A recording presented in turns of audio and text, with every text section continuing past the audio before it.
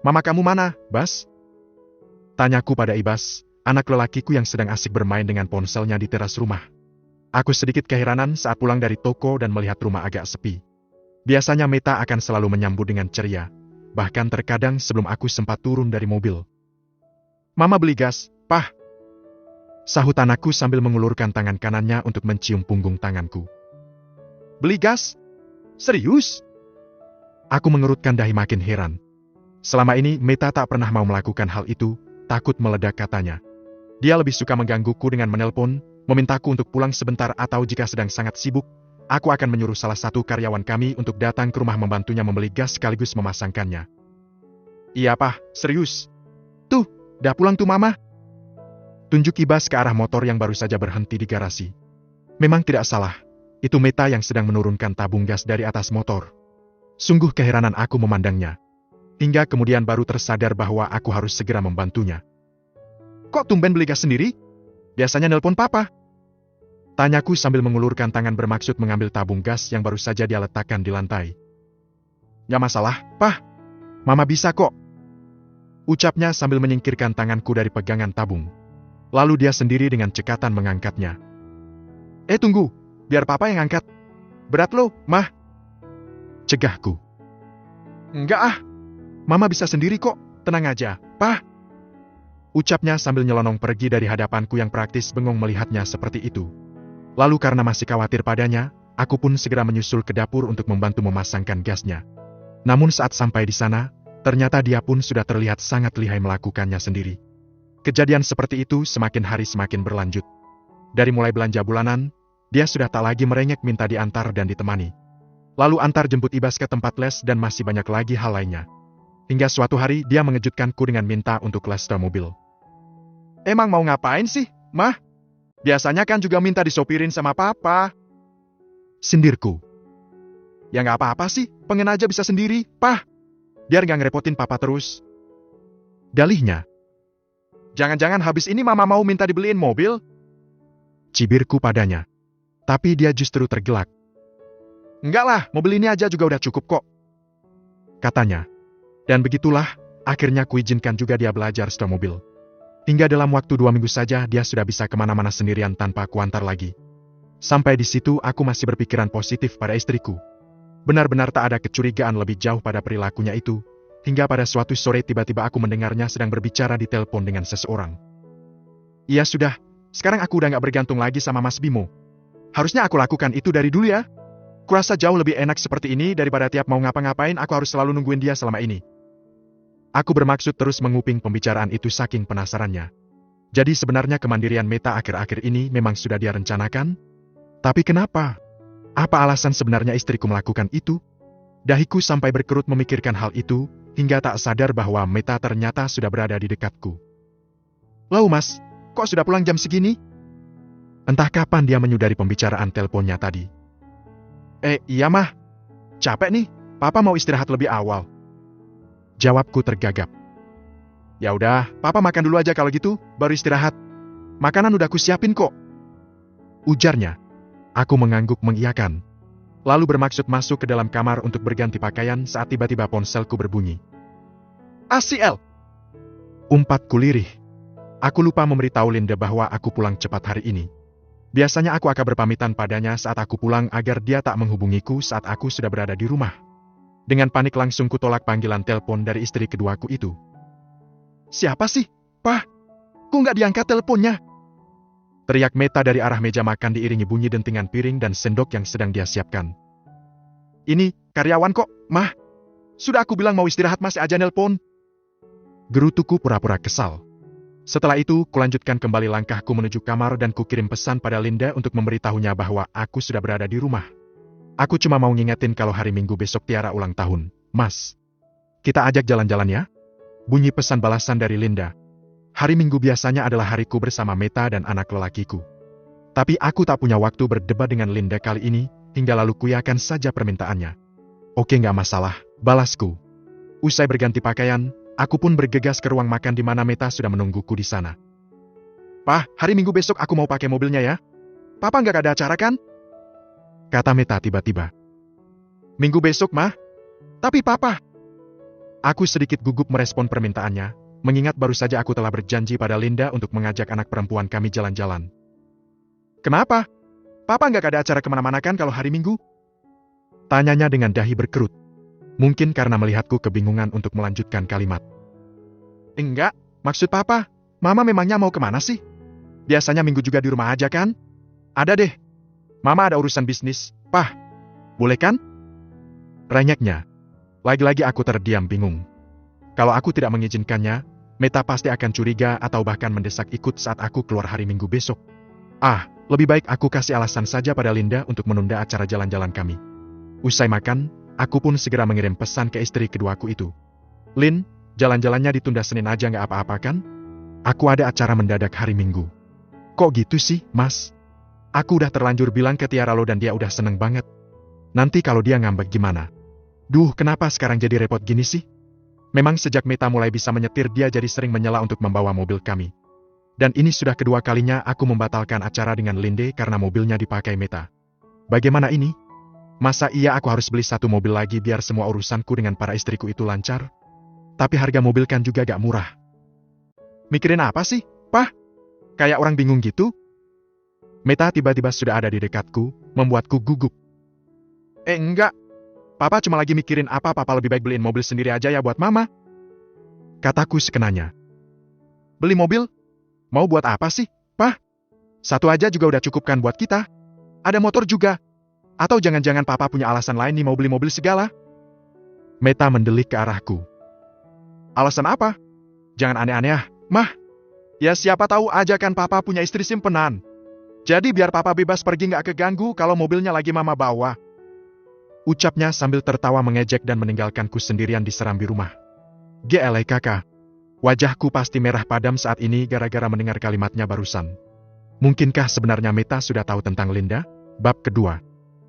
Aku masih belum menghubungi Linda lagi setelah dia protes karena acara jalan-jalan kami kubatalkan. Dia pasti marah saat ini, tapi biarlah. Jauh lebih gampang meredakan amarah Linda daripada Meta. Meta yang selama ini menjadi istri pertamaku yang manja cenderung lebih kolokan jika sedang marah.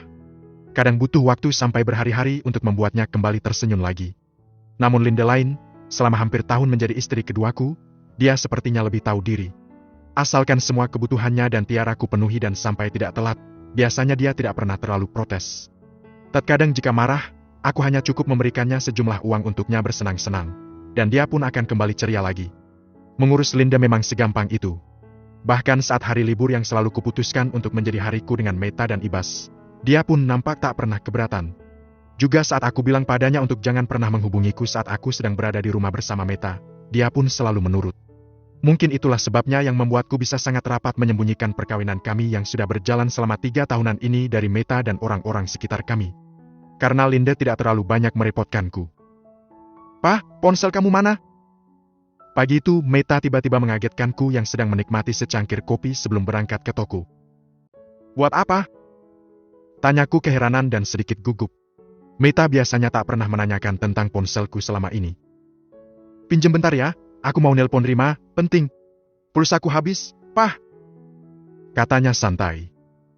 Bentar ya, aku cek dulu pulsaku masih apa enggak. Dalihku, padahal sebenarnya aku cuma ingin mengecek aplikasi perpesananku untuk memastikan bahwa sudah tidak ada lagi chatku dengan Linda di sana.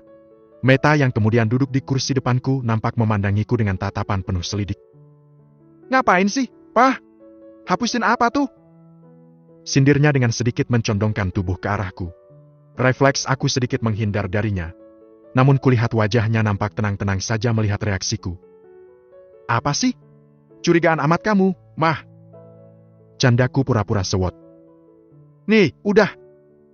Lanjutku kemudian sambil menyerahkan ponselku padanya setelah kupastikan semuanya bersih dari Linda. Setelah itu, kulihat Meta pun sibuk menelpon sahabatnya, Rima, cukup lama. Entah apa yang sedang mereka bicarakan. Aku tak terlalu peduli. Aku justru hanya fokus memikirkan ulahnya barusan. Selama ini Meta tak pernah iseng meminjam ponsel milikku seperti ini. Apalagi mencurigaiku seperti tadi.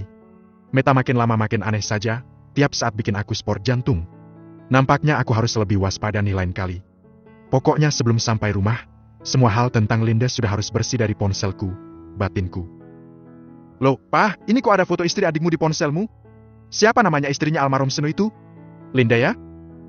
Pertanyaan Meta yang tiba-tiba membuatku segera tersadar dari lamunanku tentangnya. Sejak kapan dia selesai menelpon? Kenapa sekarang malah sudah mengacak-acak galeri ponselku seperti itu? Dan itu apa? Dia menemukan foto Linda dan Tiara di dalam ponselku. Matilah aku. Apa mah? Tanyaku gugup. Ini, foto si Linda kan? Tanyanya lagi sambil mendekat ke arahku dan menunjukkan sebuah foto di layar galeri ponselku. Saat kemudian kulihat dua sosok dalam layar itu, keringat dingin mulai keluar dari sekujur tubuhku. Oh iya, itu Linda sama anaknya. Gumamku akhirnya, sambil tak habis pikir, bagaimana mungkin ada foto Linda dan Tiara di galeri ponselku? Seingatku aku tak pernah memotret mereka dengan ponselku sama sekali. Belum habis keherananku, Meta sudah bertanya lagi. Kok ada di ponselmu sih, Pah? Iya, itu kan foto lama, Mah. Foto lama?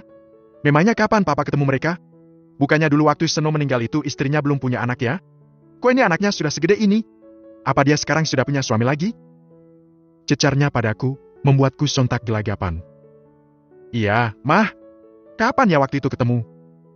Aku pura-pura berpikir. Agak lupa aku, Mah. Pokoknya dia waktu itu main ke rumah ibu bawa anaknya itu. Dan ibu pengen aku memotret mereka. Jadi aku potret pakai ponselku deh. Ujarku mengarang. Oh gitu ya? Gumamnya sambil mengangguk-anggukkan kepala. Cantik ya anaknya. Ini anaknya Seno atau anak dari suami barunya ya, Pah? Tapi, kok mirip sama kamu sih, Pah? Katanya lagi sambil menatap layar ponselku dan tertawa lebar. Tawa yang seperti sedang disengaja untuk mengejek. Saking kagetnya aku dengan ucapannya, hingga aku hanya bisa terbengung menatapnya yang kemudian mengembalikan ponsel itu padaku masih dengan tertawanya yang sangat menjengkelkan. Dan lagi-lagi dia meninggalkanku sendirian penuh tanda tanya. Bab ketiga. Panjang. Oh, kelima Meta. Entah apakah aku ini adalah istri yang begitu menyedihkan atau keterlaluan jika ternyata aku baru mengetahui bahwa selama 3 tahun lebih aku telah diduakan oleh suami yang selama ini ku kenal baik dan sangat setia. Kaget? Tentu saja. Tapi apa aku harus langsung melabrak wanita kedua suamiku itu, sedangkan aku sendiri saja masih sangat bergantung hidup padanya? Akhirnya aku memilih diam untuk sementara waktu, sambil memikirkan apa saja yang akan kulakukan untuk membuat semua orang yang mengkhianatiku itu menyesal. Aku mengetahui pengkhianatan suamiku pertama kalinya saat siang itu tiba-tiba aku ingin sekali menemui Mas Bimo di toko. Ada hal yang ingin kubicarakan segera dengannya mengenai masalah Ibas di sekolah. Biasanya aku tak pernah mengganggunya dengan datang mendadak ke toko tanpa pemberitahuan. Tapi entahlah hari itu, mungkin memang sudah saatnya Tuhan menunjukkan semuanya padaku. Bapak lagi keluar, Bu. Kata salah seorang karyawan kami. Kemana? Dahiku sedikit berkerut mendengar itu. Wah, kurang tahu tuh, Bu. Mungkin bertemu teman atau teman barangkali. Tadi Bapak bilang mau balik ke sini lagi jam berapa nggak? Tanyaku lagi. Nggak bilang, Bu, tapi biasanya Bapak kalau keluar nanti baliknya sore, pas toko udah mau tutup gitu. Jelas karyawan itu. Aku tersentak. Jadi selama ini ternyata Mas Bimo sering meninggalkan toko seharian penuh. Aku kira dia tak pernah absen menjaga tokonya. Memangnya Bapak sering keluar ketemu teman ya? Aku masih diliputi penasaran yang tinggi. Ya lumayan sih, Bu, seminggu bisa 2 atau 3 kali. Nampaknya karyawan itu tak terlalu curiga dengan pertanyaan-pertanyaan menyelidikku. Ini adalah berita yang sangat mengejutkanku. Hatiku sontak jadi penuh kecurigaan karenanya. Berbekal itu, aku pun memanggil Ira, salah satu karyawan senior yang paling kami percaya di toko. Dia sudah bekerja di toko sejak Mas Bimo baru mulai merintis usahanya itu dan lumayan dekat dengan keluarga kami. Saya benar-benar nggak tahu apa-apa, Bu. Awalnya wanita usia hampir 30 tahunan itu tidak mau mengaku. Namun setelah kuberi pengertian sebagai sesama wanita dan sedikit ancaman untuk mengeluarkannya dari pekerjaannya, Ira pun berubah jadi informan tetapku sejak saat itu. Jadi Bapak sering meninggalkan toko selama ini? Tanyaku mengulangi. Iya, Bu, biasanya saya yang disuruh menghandle pekerjaan beliau. Katanya. Kata Bapak dia pergi kemana? Gak ada yang tahu. Bapak hanya bilang ketemu teman saja, Bu. Untuk pernyataan ini aku mempercayainya. Nampaknya memang karyawan kami tidak ada yang tahu mengenai apa yang dilakukan Mas Bimo di luar toko. Hingga kemudian kuputuskan untuk menjadikan Ira sebagai mata-mataku di toko suamiku sendiri. Suatu hari, Ira mengabariku bahwa Mas Bimo pamit keluar. Lalu aku pun segera memerintahkannya membututi suamiku, dengan menyuruhnya izin pulang lebih awal. Dan dari Ira lah akhirnya aku tahu, kemana sebenarnya Mas Bimo pergi selama ini. Dia menuju ke sebuah kompleks perumahan yang masih tergolong baru. Dan Ira berhasil mengambil foto Ma Bimo bersama seorang wanita dan anak perempuannya yang berusia sekitar 3 tahunan. Wajah wanita itu tentu aku tak mungkin lupa. Dia adalah istri dari mendiang adik Mas Bimo yang bernama Seno yang meninggal karena kecelakaan 4 tahun yang lalu. Namun yang mengherankanku, kenapa sekarang suamiku yang bertanggung jawab dengan kehidupan wanita itu? Apakah mereka berdua telah menikah? Setelah beberapa kali penyelidikan dibantu oleh Ira, akhirnya aku pun tahu bahwa Mas Bimo dan Linda memang telah berstatus suami istri, menurut warga sekitar. Dan Linda telah menghuni rumah itu beberapa bulan setelah kematian adik Mas Bimo. Benar-benar kenyataan yang menyesakkan dada dan pengkhianatan yang sangat sempurna. Karena kemudian semakin kesini aku semakin curiga bahwa ibu mertuaku dan kakak-kakak iparku juga turut andil dalam pengkhianatan Mas Bimo padaku. Bab keempat. Sebagai istri, Meta sebenarnya tidak mengecewakan. Wanita yang kupacari 2 tahun sebelum akhirnya kunikahi itu berparas ayu dan juga cukup pandai merawat diri. Walaupun tetap saja, kecantikan Linda MSH 1 tingkat di atasnya. Namun bukan hanya karena fisik yang sebenarnya menjadi penyebab aku sampai menduakan Meta. Berawal dari 4 tahun yang lalu, saat adik lelakiku satu-satunya meninggal karena kecelakaan dan meninggalkan seorang istri yang baru dinikahinya beberapa bulan sebelumnya. Itulah awal dari semua yang kualami ini. 2 bulan usai kepergian Seno, ibu memanggilku ke rumah. Dan di sana ternyata sudah berkumpul 2 kakak perempuanku dan juga istri dari almarhum adikku. Linda nampak sedang terisak saat aku datang. Sepertinya keempat wanita itu memang sedang membicarakan hal yang serius. Linda ternyata sedang mengandung anak Seno, Bim. Begitu penjelasan ibu waktu itu. Sudah berapa bulan?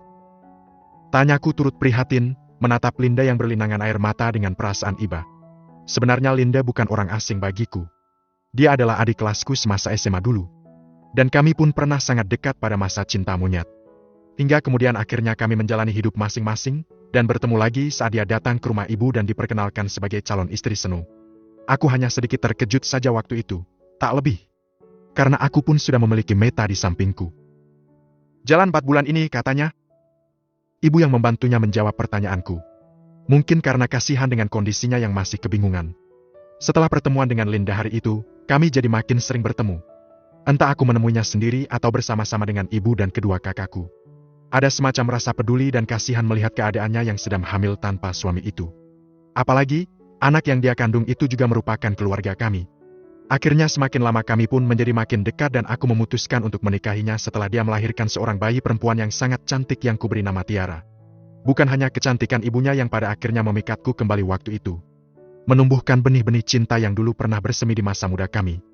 Namun kehadiran anak perempuan yang sudah beberapa waktu aku nantikan dan tak kunjung hadir juga seperti menjadi pemicu niatku untuk memiliki keduanya.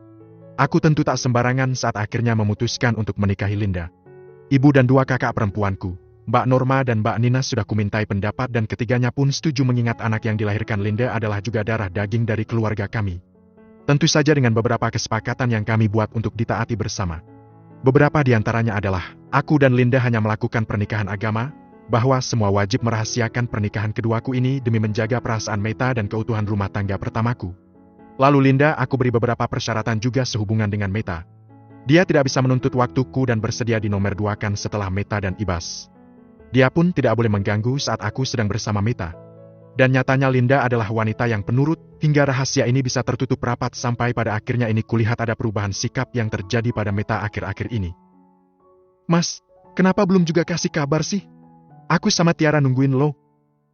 Linda merengek di telepon siang itu saat aku sedang berada di toko. Dia memang selalu tahu kapan waktunya boleh menelponku. Iya maaf, Meta belum bisa ditinggal, Lin. Nanti agak siangannya aku ke situ. Kataku segera untuk menenangkannya. Gak usah kesinilah. Ujarnya dengan nada sewot. Loh kenapa? Ngambek? Sebenarnya yang ngambek itu kamu kan, bukan Tiara? Anak kecil mana bisa ngambek? Candaku sambil terkekeh ringan. Pokoknya mas gak usah kesini kalau hari Minggu besok gak jadi. Titik. Liin, mobil dipakai Meta. Kita mau jalan-jalan naik apa? Mbak Meta udah bisa nyetir mobil memangnya? Tanyanya dengan nada keheranan. Sudah. Dia udah belajar setir beberapa waktu yang lalu. Kalau gitu aku juga harus dibeliin mobil dong, mas. Masa cuma Mbak Meta aja? Rengeknya kemudian yang membuat mataku membulat seketika. What? Kok Linda mendadak jadi penuntut begini? Biasanya dia gak akan pernah berani bicara selancang ini, apalagi minta dibelikan mobil. Kamu jangan aneh-aneh, Lin. Mobil itu mahal harganya. Gerutuku. Ya memang mahal, yang bilang murah juga siapa? Ketusnya. Lah itu tahu? Kenapa masih minta dibeliin mobil? Aku masih berusaha membercandainya. Mas juga harus mikir dong, sanggup punya 2 istri juga harusnya udah sanggup adil. Ketusnya lagi. Setelah itu tak terdengar suara apa-apa lagi dari seberang. Telepon dimatikan dari sana. Linda marah. Tapi yang membuat aku benar-benar keheranan bukan itu. Sementara Meta semakin hari semakin mandiri, kenapa justru sekarang Linda yang jadi kolokan dan penuntut? 2 istri ternyata benar-benar bikin pusing. Aku mengacak-acak rambut di kepalaku dengan jengkel. Bab kelima. Linda sepertinya benar-benar sangat marah kali ini. Beberapa kali aku mencoba menghubunginya lagi hari ini lewat telepon, namun sebanyak itu pula dia menolak panggilanku. Khawatir ngambeknya akan berlarut-larut, akhirnya kuputuskan untuk mengunjunginya lagi siang ini. Joko, Ira mana? Tanyaku pada salah satu karyawan senior di tokoku. Mbak Ira kan hari ini izin, Pak. Jawab si Joko. Oh iya, ya. Aku menepuk dahiku pelan. Aku lupa kalau hari ini karyawan paling seniorku itu minta izin karena harus membawa ibunya mendadak ke rumah sakit. Kuhela nafas sebentar sambil berpikir. Biasanya saat pergi, aku selalu menitipkan operasional toko ini pada Ira, karena dia yang paling paham dan bisa dipercaya. Aku bahkan tak pernah khawatir meninggalkan toko seharian penuh jika ada Ira. Semua akan berjalan lancar tanpa kendala di tangannya. Jika Ira tidak ada, itu artinya hari ini aku tak bisa menemui Linda lama-lama. Sebenarnya Joko juga termasuk salah satu karyawan yang sudah cukup lama, tapi kemampuannya mengelola toko belum bisa kuandalkan. Selain juga karena pemuda ini mudah sekali gugup. Ya sudah kalau gitu, aku tinggal toko sebentar ya, Jok. Tolong kamu handle anak-anak, bisa kan? Tapi, Pak. Belum apa-apa dia sudah nampak ingin protes. Halah sudah, nggak apa-apa. Cuma sebentar kok. Paling lama 2 jam nanti aku sudah kembali. Ya? Kutepuk-tepuk punggungnya agar dia tak merasa panik kuberikan tanggung jawab ini. Maksud saya, nanti kalau ibu datang kayak waktu itu gimana, Pak?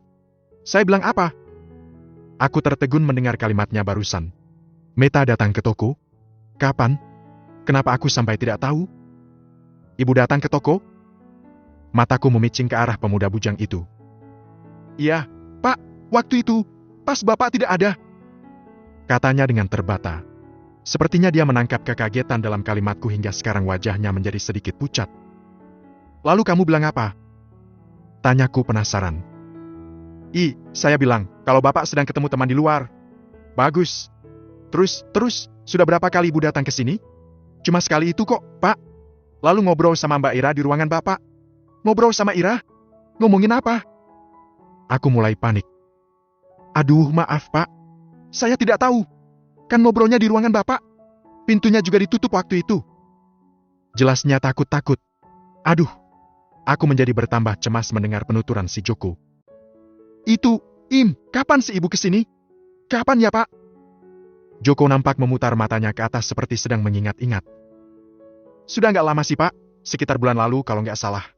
Mungkin sudah lebih dari sebulan. Sebulan yang lalu? Aku mulai berpikir keras. Sebulan lalu bukankah itu saat aku mendapati perubahan-perubahan pada Meta? Bagaimana dia tiba-tiba jadi mandiri, jadi tak pernah lagi merengek meminta bantuan ini dan itu padaku. Juga tak pernah lagi menuntut hal aneh-aneh.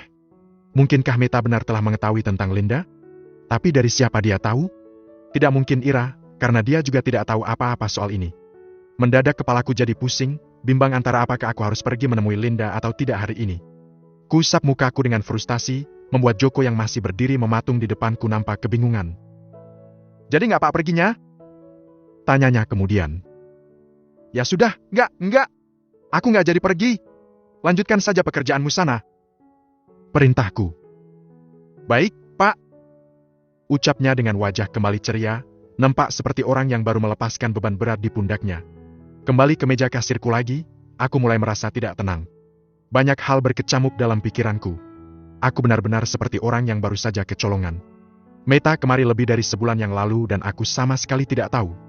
Namun satu hal yang aku sangat yakin adalah bahwa perubahan yang terjadi pada Meta akhir-akhir ini pastilah ada hubungannya dengan kedatangannya ke toko. Karena terlalu pusing dengan pikiranku sendiri, aku sampai melupakan Linda. Sekali lagi ku coba untuk menghubunginya, namun masih tetap tidak diangkatnya panggilanku. Tak berpikir panjang lagi, segera ku buka aplikasi M-Bankingku dan ku transfer sejumlah uang padanya. Biasanya dengan cara ini dia akan segera membaik lagi. Setelah selesai mentransfer, ku kirimkan screenshot bukti transfer ke akun WhatsApp-nya dengan sebuah caption ceria. Kamu kayaknya lagi capek, jalan-jalan sana, sayang. Habisin aja semua uangnya, nggak apa-apa. Jangan lupa beliin Tiara mainan ya. Tulisku dengan emotikan senyum dan cium. Lalu send. Kutunggu beberapa saat untuk memastikan bahwa pesan itu telah dibaca oleh istri keduaku itu. Namun ternyata pesanku justru hanya checklist pertama. Apa-apaan ini? Nomorku diblokir Linda, bab ke-6. Panjang, kelima Meta. Sore itu entah kenapa aku begitu lelah. Biasanya saat-saat sedang seperti ini, dulu aku akan pergi ke rumah orang tuaku untuk sekedar melepaskan kepenatanku di sana. Namun sejak bapak meninggal 5 tahun yang lalu, kemudian disusul ibu 3 tahun setelahnya, praktis aku tak punya lagi sandaran untuk keluh kesahku. Aku yang anak tunggal ini juga tak terlalu banyak punya teman, apalagi setelah menjadi istri Mas Bimo. Kehidupanku sepenuhnya kuhabiskan untuk mengabdi pada suami dan mengurus anak semata wayang kami, Ibas, yang kini telah duduk di kelas 5 SD. Dipersunting Mas Bimo adalah impianku sejak baru masuk kuliah, karena Mas Bimo adalah laki-laki yang dulu membuatku jatuh hati pada pandangan pertama saat kami sama-sama memasuki bangku kuliah. Walaupun kemudian kami baru dekat 2 tahun menjelang kami lulus, namun Mas Bimo langsung melamarku usai acara wisuda kami. Dari nol kami berdua menjalani kehidupan berumah tangga. Kami pernah menjalani menjadi karyawan kantor yang pergi pagi pulang sore dan hanya bertemu saat menjelang malam. Hingga kemudian akhirnya aku putuskan resign saat aku hamil Ibas. Dan saat itulah Mas Bimo mulai berpikir untuk merintis usaha sendiri. Dengan bantuan modal dari kedua orang tuaku waktu itu, kami berhasil mendirikan sebuah toko perlengkapan ibu dan bayi di kota kami. Karena belum banyak pesaing, akhirnya usaha kami berjalan sangat pesat hingga menjadi sebesar sekarang dengan 6 orang karyawan. Dulu waktu awal, aku masih sering membantu Mas Bimo di toko. Tapi melihatnya sudah sangat pandai mengelola toko sendiri, aku pun memilih fokus untuk membesarkan Ibas. Aku mengurusi segala keperluan anak semata wayang kami itu sendirian tanpa pengasuh. Kami adalah pasangan yang sempurna menurut banyak orang. Kompak dan selalu terlihat harmonis saat tampil dimanapun. Bahkan ibu mertua dan 2 kakak ipar perempuanku pun selalu menjuluki kami panti asuhan couple, saking seringnya kami bertiga berpakaian sama. Namun nampaknya semua itu hanya tinggal kenangan sekarang. Sejak sebulan yang lalu aku mengetahui pengkhianatan yang dilakukan oleh suamiku, hidupku rasanya hancur. Meskipun semua masih bisa kutahan sampai saat ini. Dari awal pernikahan kami, aku sudah bilang pada Mas Bimo bahwa perselingkuhan adalah hal yang tidak bisa kutolerir. Seharusnya aku memang langsung meninggalkannya saat mengetahui bahwa dia telah berkhianat. Namun mengingat Ibas, mengingat bahwa aku tidak punya apa-apa saat ini, aku mencoba untuk berpikir lebih waras. Aku memang telah salah langkah selama ini, selalu saja mengandalkannya dalam segala hal dan tidak pernah mau mandiri. Jika saja aku tahu suatu hari suamiku akan mengkhianatiku, tentu aku tak akan begitu terlena hanya menjadi istri yang selalu mengiyakan apa kata suami. Meta, kamu kenapa? Kok datang-datang nangis? Rima langsung memelukku usai aku turun dari motor dan langsung menubruknya yang sedang menyambutku di teras. Setelah mengantar Ibas ke tempat lesnya sore ini, aku memang langsung menuju rumah Rima, sahabatku. Rasanya lelah hatiku ini sudah tak sanggup lagi ku tanggung sendirian. Jadi, maksud kamu, waktu kamu bilang kalau kamu mau belajar mandiri akhir-akhir ini ternyata karena kamu sudah tahu bahwa Bimo selingkuh? Mata Rima langsung membelalak usai ku ceritakan semua yang terjadi padaku. Selama ini dia hanya tahu bahwa aku memang ingin mulai belajar mandiri, tanpa tahu alasanku. Ya Allah, Matt, kenapa kamu gak cerita? Dia mendekatkan tubuhnya padaku yang duduk di sebelahnya. Lalu perlahan mengusap air mata yang sedari datang tadi tak berhenti mengalir dari mataku. Aku pikir aku bisa menyimpannya sendiri, Rim. Nyatanya aku terlalu rapuh. Aku gak kuat lagi. Ucapku sambil terus terisak. Kulihat dia terdiam sejenak, menghembuskan nafas panjang dan memejamkan mata. Matt, dengarkan aku ya. Tiba-tiba dia membalikkan badannya menghadapiku, lalu memegang kedua pundakku dan menatap dalam ke mataku. Kamu harus kuat, Matt. Jangan sekali-kali menampakkan kelemahanmu pada suamimu. Jika memang benar Bimo sudah berkhianat, kini waktunya kamu tunjukkan bahwa kamu terlalu berharga untuk dia campakan. Buktikan padanya dan buat dia menyesal telah melakukan ini sama kamu. Semua yang kamu lakukan selama ini sudah sangat benar, Matt. Kamu harus bangkit. Kamu harus mandiri. Kamu harus kuat untuk Ibas. Tapi sampai kapan aku bisa bertahan seperti ini, Rim? Melihat wajah Mas Bimo akhir-akhir ini saja rasanya aku sudah sangat muak. Walaupun aku masih bisa berusaha berpura-pura. Apa ibu mertua dan ipar-iparmu tahu suamimu mengkhianatimu? Entahlah. Aku belum mengunjungi mereka lagi setelah kejadian ini. Aku belum sempat, Rim. Temuilah mertua dan para iparmu. Cari tahu apakah mereka mengetahui masalah ini apa tidak. Dengan begitu, kamu bisa tentukan apa yang seharusnya kamu lakukan, Matt. Apa menurutmu mereka itu tahu, Rim? Aku tidak mau berpikir negatif. Tapi bisa saja iya dan mereka menutupinya dari kamu. Mulutku membulat seketika.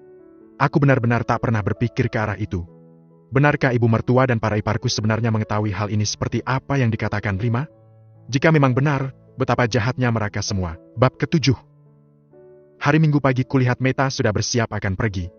Tak lupa dia juga sudah menyiapkan Ibas untuk diajaknya serta.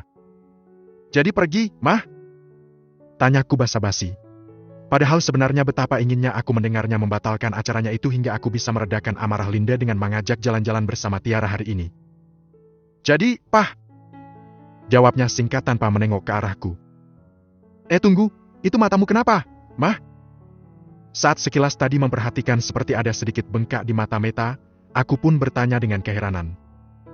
Gak apa-apa, Pah. Sahutnya cepat seolah ingin menghindar dariku. Lalu dia pun segera melangkah sambil memanggil-manggil anak kami. Bas, ayo berangkat. Udah siap belum? Tanyanya. Udah, Mah. Tak berapa lama terlihat Ibas keluar dari kamarnya dengan pakaian rapinya. Mah, tunggu dulu. Aku nekat ingin melihat matanya tadi yang sedikit bengkak. Perasaanku mengatakan bahwa sepertinya dia habis menangis. Tapi kenapa? Sudah agak lama rasanya tak pernah melihat wanitaku ini menangis. Kamu habis nangis ya? Tanyaku kemudian saat akhirnya sudah berhasil memegang bahunya untuk kuhadapkan ke arahku. Enggak, kelilipan semalam. Ujarnya sedikit ketus. Semalam? Apa semalam dia menangis? Memikirkan hal itu aku jadi merasa bersalah sampai-sampai tak tahu bahwa istrinya sedang menangis entah karena apa. Seperti baru tersadar dari tidur panjang, seingatku dulu Meta adalah orang yang selalu rajin bercerita apa saja yang dialaminya seharian setiap kali aku pulang dari toko. Dia akan bercerita panjang lebar hingga kadang membuatku sangat bosan, karena yang diceritakannya selalu hanya itu-itu saja. Kalau bukan tukang sayur kompleks, ibu-ibu tetangga yang meresahkan, atau tingkah lucu si Ibas selama aku tak ada di rumah. Namun rasanya sudah sangat lama aku tak lagi mendengarnya bercerita seperti itu. Dahiku berkerut mencoba mengingat-ingat kapan terakhir kalinya aku mendengar cerita recehnya itu. Tapi rupanya aku sudah tak ingat lagi. Sepertinya sudah lebih dari sebulan yang lalu. Apakah itu sejak dia berubah? Saat tersadar dari pikiranku tentang Meta, rupanya istri dan anakku itu telah tak ada lagi di depanku. Mobil kami juga sudah melaju pelan meninggalkan garasi. Rupanya aku tadi tidak mendengar waktu mereka berpamitan saking sibuknya aku memikirkan Meta. Saat rumah menjadi sepi, tiba-tiba wajah Linda kembali terbayang. Kurai ponsel di saku celanaku dengan cepat dan ku coba untuk menghubunginya lagi. Kali ini nada panggilannya sudah tak tersambung. Lalu aku beralih ke aplikasi perpesanan dan mencoba mengiriminya pesan, namun masih juga seperti kemarin siang, checklist 1. Apakah semarah itu Linda padaku hingga nomorku dia blokir sampai sekarang? Tanpa pikir panjang lagi, aku pun segera bersiap meninggalkan rumah. Apa boleh buat, aku akan menemuinya naik motor saja daripada membiarkannya lama-lama dalam keadaan marah. Pasti nanti justru jadi semakin runyam masalahnya. Sesampainya di sana, aku keheranan karena melihat rumah dalam keadaan sepi. Praktis aku pun tak bisa masuk karena kunci cadangan yang kubawa tersimpan di mobil. Sekali lagi aku mencoba menghubungi ponsel Linda. Namun tetap saja, panggilanku tak tersambung. Kemana dia? Pak Bimo, nyari Bu Linda? Tanya seorang ibu kompleks yang kebetulan melintas di depan rumah kami. Iya, Bu. Jawabku singkat.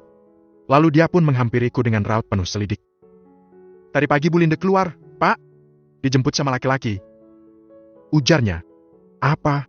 Linda keluar dengan laki-laki? Siapa dia? Oh, benarkah, Bu? Kalau begitu terima kasih informasinya. Aku berusaha tak terpancing dengan perkataan si ibu yang sepertinya memang sedang ingin memperkeruh suasana. Iya, Pak. Tadi yang jemput laki-laki gagal loh, Pak. Masih muda juga. Bawa mobil bagus. Lah ini Pak Bimo kok tumben kesini bawa motor? Mobilnya kemana, Pak? Tanya ibu itu penuh tanya. Sepertinya jiwa keponya meronta melihatku datang tak naik mobil seperti biasa. Kuhela nafas panjang sebelum menjawab pertanyaannya. Rupanya dia memang sedang memancing-mancing perkara dengan mengatakan bahwa Linda dijemput oleh lelaki muda dengan mobil bagus. Iya, Bu. Saya lupa tadi kalau Linda sudah pamit mau keluar sama adik sepupunya. Kataku sekenanya. Hanya agar wanita di depanku ini diam dan tak mengumbar gosip kemana-mana. Oh, masa sih Pak itu tadi sepupunya Bu? Linda? Tapi maaf sebelumnya loh Pak, bukannya saya mau ikut campur. Bu Lindanya tadi terlihat sangat akrab dan mesra loh sama laki-laki tadi. Deg, apalagi ini? Benarkah apa yang dikatakan si ibu rasa ini? Tapi siapa lelaki yang menjemput Linda? Dan kenapa Linda sampai pergi dengannya? Apakah sekarang dia sudah berani bermain-main denganku? Bab ke-8. Panjang. Oh, kelima Meta. Seperti yang disarankan Rima, hari ini aku mengunjungi rumah ibu mertuaku. Sengaja aku tak mengajak Mas Bimo karena acaraku hari ini sebenarnya memang bukan ke rumah ibu, melainkan ingin membahas sesuatu dengan salah satu sahabatku yang seorang pengacara. Saat sampai di rumah ibu, rupanya Mbak Norma, Mbak Nenai dan anak-anaknya sedang berada di sana. "Nggak sama Bimo, Matt?" tanya Mbak Norma menyambut kedatanganku. "Enggak, Mbak." Aku menggeleng, lalu menyalami mereka satu persatu dan bergabung di ruang tengah itu. "Bimo kemana memangnya?" Giliran Mbak Nenai yang bertanya. "Mau ada acara sebentar tadi katanya." "Nggak tahu kemana, Mbak." Bohongku. Gak enak juga mengatakan kalau Mas Bimo di rumah saja sementara aku di sini. "Kamu bawa mobil sendiri, Matt? Hebat kamu, sudah bisa nyetir." Ibu yang kemudian berkomentar dengan kemampuanku menyetir. "Baru sebulan ini aku belajar nyetirnya kok, Bu," kataku. "Wah, hebat dong, sudah bisa kemana-mana sendirian sekarang," ucap ibu lagi. Aku hanya tersenyum menanggapi itu. Dari dulu mereka memang baik padaku. Di keluarga ini aku selalu merasa beruntung memiliki ibu mertua dan para ipar seperti mereka. Namun sekarang, aku akan menyelidiki semuanya. Apakah mereka benar-benar baik atau hanya sedang mengenakan topeng saja untuk menutupi borok Mas Bimo? "Harusnya kalau mau kesini nggak usah bawa oleh-oleh begini, Meta. Kayak ke rumah siapa aja lo kamu ini." Ibu kembali memulai pembicaraan lagi. "Cuma buah-buahan aja kok, Bu," sahutku sekenanya. Sampai di sini semuanya masih nampak wajar. Sikap mereka masih sama dengan sebelum-sebelumnya, baik dan perhatian padaku. Hingga akhirnya aku putuskan untuk mencari cara untuk memancing pembicaraan tentang Linde dan Mas Bimo. "Ramai ya Mbak, coba kalau Mas Bimo tadi ikutan." Celetukku tiba-tiba memperhatikan anak-anak kami yang berlarian ke sana kemari di ruangan itu. "Iya, kenapa tadi nggak diajak sekalian?" ujar Mbak Norma. "Kayaknya mau ada acara keluar sih. Nggak tahu mau kemana," kataku sambil mengedikkan bahu. Lalu kulihat Mbak Nenai dan Mbak Norma saling pandang sekilas. Meskipun begitu, aku masih sempat melihat ada tatapan aneh di antara keduanya. "Coba Seno masih ada ya? Keluarga ini pasti tambah ramah kalau kumpul," celetukku lagi. Dan demi Tuhan memang aku sengaja mengatakan itu. Mendengar nama Seno kusebut, ibu yang duduk di sebelahku langsung bereaksi. "Kamu benar, Matt. Kalau Seno masih ada pasti lebih ramai ya." Aku pun mengangguk setuju. "Ngomong-ngomong, Bu, istrinya Seno si Linda itu sekarang kabarnya gimana ya?" tanyaku tiba-tiba yang aku sungguh yakin membuat tiga wanita di sekitarku itu terlihat saling lirik. "Linda? Dia baik-baik saja kok, Matt. Kadang suka kesini juga," sahut Mbak Nenai sepertinya mencoba menyamarkan keterkejutan mereka. "Oh ya? Apa belum menikah lagi sampai sekarang, Mbak?" tanyaku. "Kalau itu aku nggak tahu, Matt." Mbak Nenai bilang tidak tahu, tapi wajahnya tak bisa dibohongi bahwa dia mengetahui sesuatu. "Sepertinya sih belum ya, Bu? Iya kan, Mbak?" Mbak Nenai menoleh bergantian ke arah ibu dan Mbak Norma seolah dia takut menjadi tersangka yang salah ucap sendirian. "Iya, sepertinya belum sih. Kalau sudah kita pasti diundang," kata Mbak Norma membenarkan, tapi dengan kalimat yang sedikit terbata. Sementara ibu nampak hanya mengangguk saja. "Oh ya, tadi ibu sudah masak opor kesukaanmu loh, Matt. Ayo kita makan dulu aja yuk," ajak ibu kemudian. Sepertinya dia tak ingin pembicaraan soal Linda menjadi semakin panjang. Aku menduga itu karena saat ini masih lumayan jauh dari jam makan siang. "Iya yuk, Matt," timpal Mbak Norma. Lalu semuanya pun bersiap menuju ruang makan. Aku selalu yakin Tuhan selalu tidak suka saat ada hambanya yang dizolimi oleh sesamanya, maka dia pun selalu membuat jalan bagaimana semua kebohongan itu lambat laun akan terbongkar. Saat kami telah menyelesaikan makan siang yang kepagian itu, tiba-tiba seorang perempuan dengan senyum riangnya memasuki ruang tengah sambil menggandeng tangan mungil seorang bocah perempuan. Namun senyum ceria itu seketika lenyap saat pandangan matanya bertumbukan denganku yang juga sedang terkejut menatapnya. Ada Mbak Meta," ucapnya gugup. Dan kedatangannya yang tiba-tiba itu rupanya juga membuat suasana tegang luar biasa di ruangan itu. Linde, kok kesini nggak kabar-kabar dulu? Naik apa tadi?" Mbak Norma yang lebih dulu berdiri untuk menyalaminya. Sementara kepalanya celingukan seolah sedang mencari-cari seseorang di belakang Linda. Mungkin dia takut Mas Bimo datang bersama wanita itu. "Iya Mbak, tadi habis diajak jalan-jalan sama teman, lalu pulangnya aku minta diantar mampir kemari," jelas wanita itu. Kemudian dia mulai berkeliling untuk menyalami kami semua. Namun sepertinya dia semakin salah tingkah karena aku sengaja memandanginya dari ujung rambut sampai ujung kaki dan memperhatikan setiap gerak-geriknya. Mbak Meta sendirian ke sini? Gak sama Mas Bimo? Tanyanya gugup. Iya sendirian, Mas Bimo gak ikut. Dia di rumah. Jawabku singkat. Oh. Lalu dia pun mulai duduk. Namun sepertinya ibu yang kepanasan dengan kedatangan Linda. Karena belum ada beberapa detik wanita itu duduk, ibu sudah mengajaknya bangkit lagi. Makan dulu aja yuk, Linda. Kita semua barusan sudah makan loh. Tinggal kamu yang belum. Ayo, ibu temani di belakang. Wanita tua itu sampai menggandeng tangan Linda agar dia mau segera berdiri mengikutinya ke dalam. Sungguh pemandangan yang sangat aneh menurutku. Dan tentu saja aku bisa merasakan semua itu. Merasa masih ingin terus bermain-main dengan mereka, aku pun mulai mempertanyakan bocah yang bersama Linda tadi. Kata Mbak Nenai tadi Linda belum menikah lagi setelah Seno meninggal. Tapi kok itu dia sama anak kecil? Anak siapa ya? Tanyaku. Oh itu anaknya Seno, Matt. Anaknya Seno? Dahiku sontak berkerut. Maksudnya Linda mengandung saat Seno meninggal? Tanyaku lagi. Iya begitulah. Dia sedang mengandung 2 bulan saat Seno meninggal waktu itu. Tapi dia tidak tahu. Jelas Mbak Nenai. Kasihan ya? Gumamku. Tapi soal ini sepertinya mereka tidak berbohong. Wajah anak tadi memang mirip sekali dengan bentuk wajah Seno maupun Mas Bimo. Pantas saja kemarin Mas Bimo sempat pucat saat ku bercandai wajah anak itu mirip dengannya. Penasaran dengan apa yang dilakukan ibu mertuaku dengan Linda di dalam, aku pun berpamitan untuk berpura-pura ke belakang. 2 kakak iparku nampak sedikit panik saat aku bergegas nyelonong begitu saja ke dalam rumah. Sempat kulihat mereka berdua saling berpandangan mengisyaratkan sesuatu. Aku hanya pura-pura saja tidak melihat. Saat sampai di ruang makan, ternyata aku tak mendapati seorang pun di sana. Karena semakin penasaran, aku pun berbelok ke ruangan lain untuk mencari ibu dan Linda. Hingga akhirnya kutemukan juga keduanya sedang berdiri mengobrol di serambi dengan berbisik-bisik. Perlahan aku segera mendekat mencari posisi terbaik untuk mencuri dengar pembicaraan mereka. Sebaiknya kamu jangan sering kesini dulu setelah ini, Lin. Ibu khawatir semua rahasia ini akan terbongkar. Kamu harus jaga nama baik Bimo dan keutuhan rumah tangganya dengan Meta. Jadi benarkan dugaanku bahwa mereka semua memang telah bersekongkol membohongiku. Bab ke-9. Bim, kamu bisa ke rumah ibu nggak sekarang? Ucap Mbak Norma di telepon pagi itu saat aku baru saja sampai di toko. Ada apa, Mbak? Tanyaku keheranan. Perasaanku masih kalu dari kemarin karena kelakuan Linda yang sampai sekarang masih tetap tak bisa kuhubungi. Kamu sudah di toko apa masih di rumah? Tanya Mbak Norma balik. Baru sampai toko, Mbak. Ada apa sih? Tanyaku sedikit kesal karena tak kunjung diberi jawaban. Ini penting, Bim. Soal Meta sama Linda. Ucapannya terdengar sedikit panik. Aku mendesah pelan, meskipun sebenarnya aku tak tahu persoalan apa yang akan disampaikan oleh Mbak Linda sebenarnya. Sebentar lagi deh, Mbak.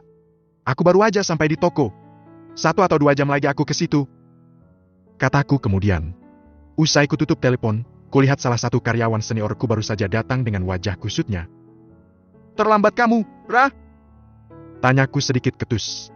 Entah kenapa, sejak Joko cerita mengenai dia yang berbicara berdua dengan Meta di ruanganku waktu itu, aku memang bermaksud menanyainya sesuatu. Namun baru hari ini aku melihatnya lagi di toko. Iya, Pak Bimo. Maaf Pak, tadi Ibu kambuh saat saya mau berangkat. Jadi saya urus beliau dulu. Ujarnya beralasan. Tak seperti biasanya, aku sungguh tak suka mendengar alasannya itu. Mungkin sebenarnya bukan karena keterlambatan dia yang membuatku kesal, namun aku mencurigai bahwa ada sesuatu yang mungkin telah dia sampaikan pada Meta saat mereka berbincang waktu itu. Ikut ke ruanganku. Perintahku kemudian. Gadis itu pun mengikutiku dengan wajah pucat menuju ke ruangan yang biasa kupakai untuk beristirahat selama di kantor atau menerima tamu jika sedang ada yang ingin kubicarakan lebih privasi. Apa benar sekitar sebulan yang lalu Bu Meta datang ke toko? Aku langsung mencecarnya dengan pertanyaan saat kami telah sama-sama duduk. Ira menatapku dengan kaget. Mungkin dia tak menyangka kalau akhirnya aku mengetahui juga bahwa Meta pernah kemari. Sejenak dia hanya terbengong menatapku dengan wajah semakin pucat. Lalu tiba-tiba dia berdiri dan beranjak ke bawah kakiku dan berlutut. Maafkan saya, Pak. Saya terpaksa melakukannya karena Bu Meta mengancam akan memecat saya. Ucapnya sambil mulai terisak. Aku bahkan lebih kaget dengan reaksinya yang sangat berlebihan itu. Pasti ada kesalahan sangat penting yang telah dia lakukan hingga dia jadi menangis dengan berlutut di kakiku seperti ini. Kamu bicara apa sama Bu Meta waktu itu? Tanyaku semakin penasaran, karena jujur saja aku sangat tahu bahwa tidak ada satupun karyawanku yang mengetahui aku punya wanita simpanan. Kulihat Ira menunduk makin dalam dan mencoba menghentikan tangisnya. Waktu itu ibu bertanya banyak tentang bapak. Kemana bapak pergi dan seberapa sering bapak meninggalkan toko? Pokoknya banyak pak, saya tidak ingat semuanya. Lalu ibu menyuruh saya mengikuti bapak saat bapak pergi lagi di hari berikutnya. Dan kamu benar-benar mengikuti perintahnya untuk membuntutiku? Iya, pak. Saya melakukan itu karena terpaksa. Saya mengikuti bapak beberapa kali. Saya meninggalkan toko atas izin Bu Meta. Lalu, bukan rasa penasaran lagi sekarang yang berkecamuk dalam hatiku, namun kemarahan karena seorang karyawan yang sangat kupercaya ternyata berani melakukan hal seperti itu. Saya melihat bapak bersama seorang wanita dan anak kecil di tempat yang bapak datangi itu. Dan semua itu kamu laporkan pada Bu Meta? Iya, pak. Maafkan saya. Saya tak punya pilihan lain. Isakan Ira menjadi lebih keras. Saya takut dipecat. Ibu saya sedang sakit. Saya butuh biaya untuk berobat ibu saya, pak. Lanjutnya dengan terbata. Oh, jadi kamu lebih takut sama Bu Meta daripada sama aku? Ketusku, yang seketika membuat gadis yang masih berlutut di depanku itu mendongak kaget. Mungkin dipikirnya aku akan memaafkannya dari kesalahan fatal karena telah mengkhianatiku. Kemasi semua barang-barang kamu yang kamu tinggal di toko. Hari ini juga kamu aku pecat. Kataku lantang dengan penuh kemarahan. Lalu aku pun bangkit dari kursi bersiap meninggalkannya. Namun kemudian kurasakan dia mencekal kakiku dengan sangat erat. Tolong maafkan saya, Pak. Jangan pecat saya. Saya butuh pekerjaan ini, Pak. Tangisannya semakin keras. Kamu tidak sadar jika kesalahan kamu itu sangat besar, hah? Kamu bisa merusak rumah tanggaku dengan kelakuan cerobohmu itu. Bentakku padanya sambil kukibaskan kakiku kasar hingga membuatnya terjengkang ke belakang. Kulihat gadis itu meringis kesakitan, namun hatiku rupanya sudah tertutup oleh amarah. Aku yang biasanya bisa gampang jatuh iba melihat karyawan yang sedang dalam kesusahan, mendadak menjadi manusia yang tak punya hati kali ini. Pulanglah dan tidak perlu datang ke sini lagi besok. Kamu sudah bukan lagi karyawan di sini. Aku pun segera meninggalkan ruangan dengan kesal. Tak kuhiraukan suara tangis karyawan seniorku itu yang maratap karena kehilangan pekerjaannya. Masih dengan kekesalanku, kubanting pintu mobil dengan kasar saat sampai di rumah ibu. Mbak Norma dan Mbak Nenai rupanya sudah menungguku di ruang tengah dengan gelisah. Begitupun ibu. Saat aku datang dan bergabung duduk bersama dengan mereka, dengan runut Mbak Norma pun menceritakan apa yang telah terjadi kemarin di rumah ibu. Kedatangan Meta dan Linda yang tiba-tiba ke rumah ini, lalu sikap Meta yang seolah memang sudah menaruh kecurigaan pada Linda. Apa menurutmu Meta sudah tahu soal Linda, Bim? Mbak Norma mengakhiri ceritanya dengan sebuah pertanyaan. Kuhela nafas pelan sebelum akhirnya kukatakan pada mereka semua. Meta memang sudah tahu, Mbak. Kira-kira sebulan yang lalu. Jelasku dengan suara lemas. Dia tahu dari siapa? Ibu nampak sangat panik dengan pernyataanku. Karyawanku, Bu, waktu itu Meta tak biasanya datang ke toko saat aku sedang mengunjungi Linda. Lalu dia menyuruh salah satu karyawanku untuk menyelidiki kemana aku pergi. Jadi dia sudah tahu dari lama tapi dia diam saja. Kali ini Mbak Nena yang bicara. Apa yang maksud dia seperti itu? Kenapa dia tidak langsung melabrak Linda saja kalau dia memang sudah tahu itu? Dahinya nampak berkerut-kerut seolah sedang berpikir. Entahlah, Mbak. Aku saja bingung memikirkan perubahan sikapnya akhir-akhir ini. Dia jadi lebih pendiam dan tidak peduli padaku. Tapi anehnya, dia tidak pernah marah. Sejenak suasana hening. Semuanya nampak larut pada pikiran masing-masing. Lalu kemudian Mbak Norma kembali mulai berbicara. Kalau memang sudah terlanjur tahu ya mau gimana lagi, Bim? Mungkin memang sudah saatnya mau terus terang sama istrimu sekarang. Toh laki-laki boleh-boleh saja kan punya istri lebih dari satu? Ucap kakak sulungku itu berusaha tetap membenarkan perbuatanku. Lalu diiakan juga oleh Mbak Nenai dan Ibu. Aku menatap mereka bergantian dengan lekat. Sebenarnya semua itu bisa saja kulakukan. Namun sejujurnya aku belum siap jika harus kehilangan Meta ataupun Linda. Aku bisa saja melakukan itu, tapi yang jadi masalah adalah bagaimana jika Meta meminta pisah dariku? Sekali lagi kutatap mereka satu persatu seolah ingin meminta solusi atas pertanyaanku itu. Kalau memang dia ingin begitu ya apa boleh buat. Ceraikan saja Meta, lalu kamu bisa resmikan pernikahanmu dengan Lindy setelah itu. Usul Mak Norma. Masalahnya tidak segampang itu, Mbak. Selain karena aku masih mencintai Meta, aku juga takut dia akan menuntut toko yang jadi usaha kami selama ini. Kalian kan tahu sendiri, modal kami untuk mendirikan toko itu dulunya orang tua Meta yang berikan. Lalu bangunan toko dan semua inventarisnya itu juga atas nama Meta. Kalau dia memintanya, aku mau bekerja apa setelah itu? Dan semuanya pun jadi terdiam mendengar penjelasanku. Bab ke-10. Setelah dari rumah ibu, aku langsung meluncur menemui Linda. Hanya satu yang ada dalam pikiranku saat ini. Memberitahu Linda bahwa kami harus lebih berhati-hati setelah ini. Namun rupanya Linda masih menyimpan kekesalannya padaku, karena dia menyambutku dengan malas-malasan saat aku datang. Masih marah? Tanyaku. Menurut Mas? Sahutnya tanpa menoleh sedikit pun padaku. Lin, jangan kayak anak kecil gitu dong. Masa ia marah sama suami? Nomornya pakai diblokir segala? Sindirku membercandainya. Kenapa memangnya? Nyesel nikahin anak kecil? Aku kan memang masih kecil. Ujarnya sewot. Udah dong, Lin. Gak perlu diperpanjang masalah ini. Kita masih punya masalah yang lebih besar dibanding ngambek-ngambekan gak jelas kayak gini. Ngambek gak jelas, kata Mas. Jadi menurut Mas aku marahnya gak serius? Cuma ngambek gak guna? Gitu? Sebenarnya maunya apa sih, Lin? Gak biasanya kamu kayak gini. Aku mulai kesal dengan sikapnya yang kini makin berubah kekanakan. Masih nanya juga? Mas gak sadar kalau selama ini Mas tuh selalu gak adil sama aku dan Tiara? Kenapa selalu istri tua Mas terus yang diutamain, sedangkan aku sama anakku selalu harus jadi nomor sekian? Lin! Tak sadar, saking kesalnya aku sampai meneriakinya. Kita sudah menyepakati ini dari awal loh. Aku bersedia nikahi kamu, tapi kamu harus tahu posisi kamu. Masih ingat itu kan? Sekarang kenapa harus jungkit lagi masalah seperti ini? Tapi ini udah terlalu lama, Mas. Hampir 4 tahun loh kita menikah. Dan aku selalu jeti yang paling akhir dalam segala hal. Kamu bahkan gak pernah berani sekalipun tidur di rumah ini saat malam hari. Apa itu yang dinamakan suami istri, Mas? Aku terperangah mendengar ucapannya. Apa sih sebenarnya yang terjadi dengan istri keduaku ini? Kenapa dia jadi seperti ini sekarang? Lalu mau kamu apa sekarang? Tantangku saking kesalnya. Cerai Mbak Meta. Aku gak mau lagi jadi yang kedua, Mas. Ujarnya. Mataku seketika membelalak mendengar itu. Apa? Kamu bercanda, Lin? Itu gak pernah ada di kesepakatan kita kan? Lagi pula apa kurangnya aku di mata kamu sih? Aku sudah memenuhi segala kebutuhan kamu dan Tiara lo. Jangan ngelunjak ya. Aku gak ngelunjak, Mas. Aku capek. Aku capek selalu dijadikan yang kesekian. Aku capek harus selalu mengalah. Seperti kemarin itu, ibu kamu, kakak-kakak kamu semua menyuruhku untuk diam. Mereka melarang ini melarang itu. Aku ini kan istrimu juga, Mas. Kenapa hanya Mbak Meta yang boleh melakukan sesuatu, sedangkan aku enggak? Lin, kamu sama Meta itu beda. Kamu nggak ngerti juga ya? Lagi pula kenapa sih kamu sekarang jadi kayak gini? Apa sebenarnya yang bikin kamu begini? Apa karena laki-laki itu? Iya. Kamu sekarang sudah berani main-main di belakangku kan? Bentakku kemudian.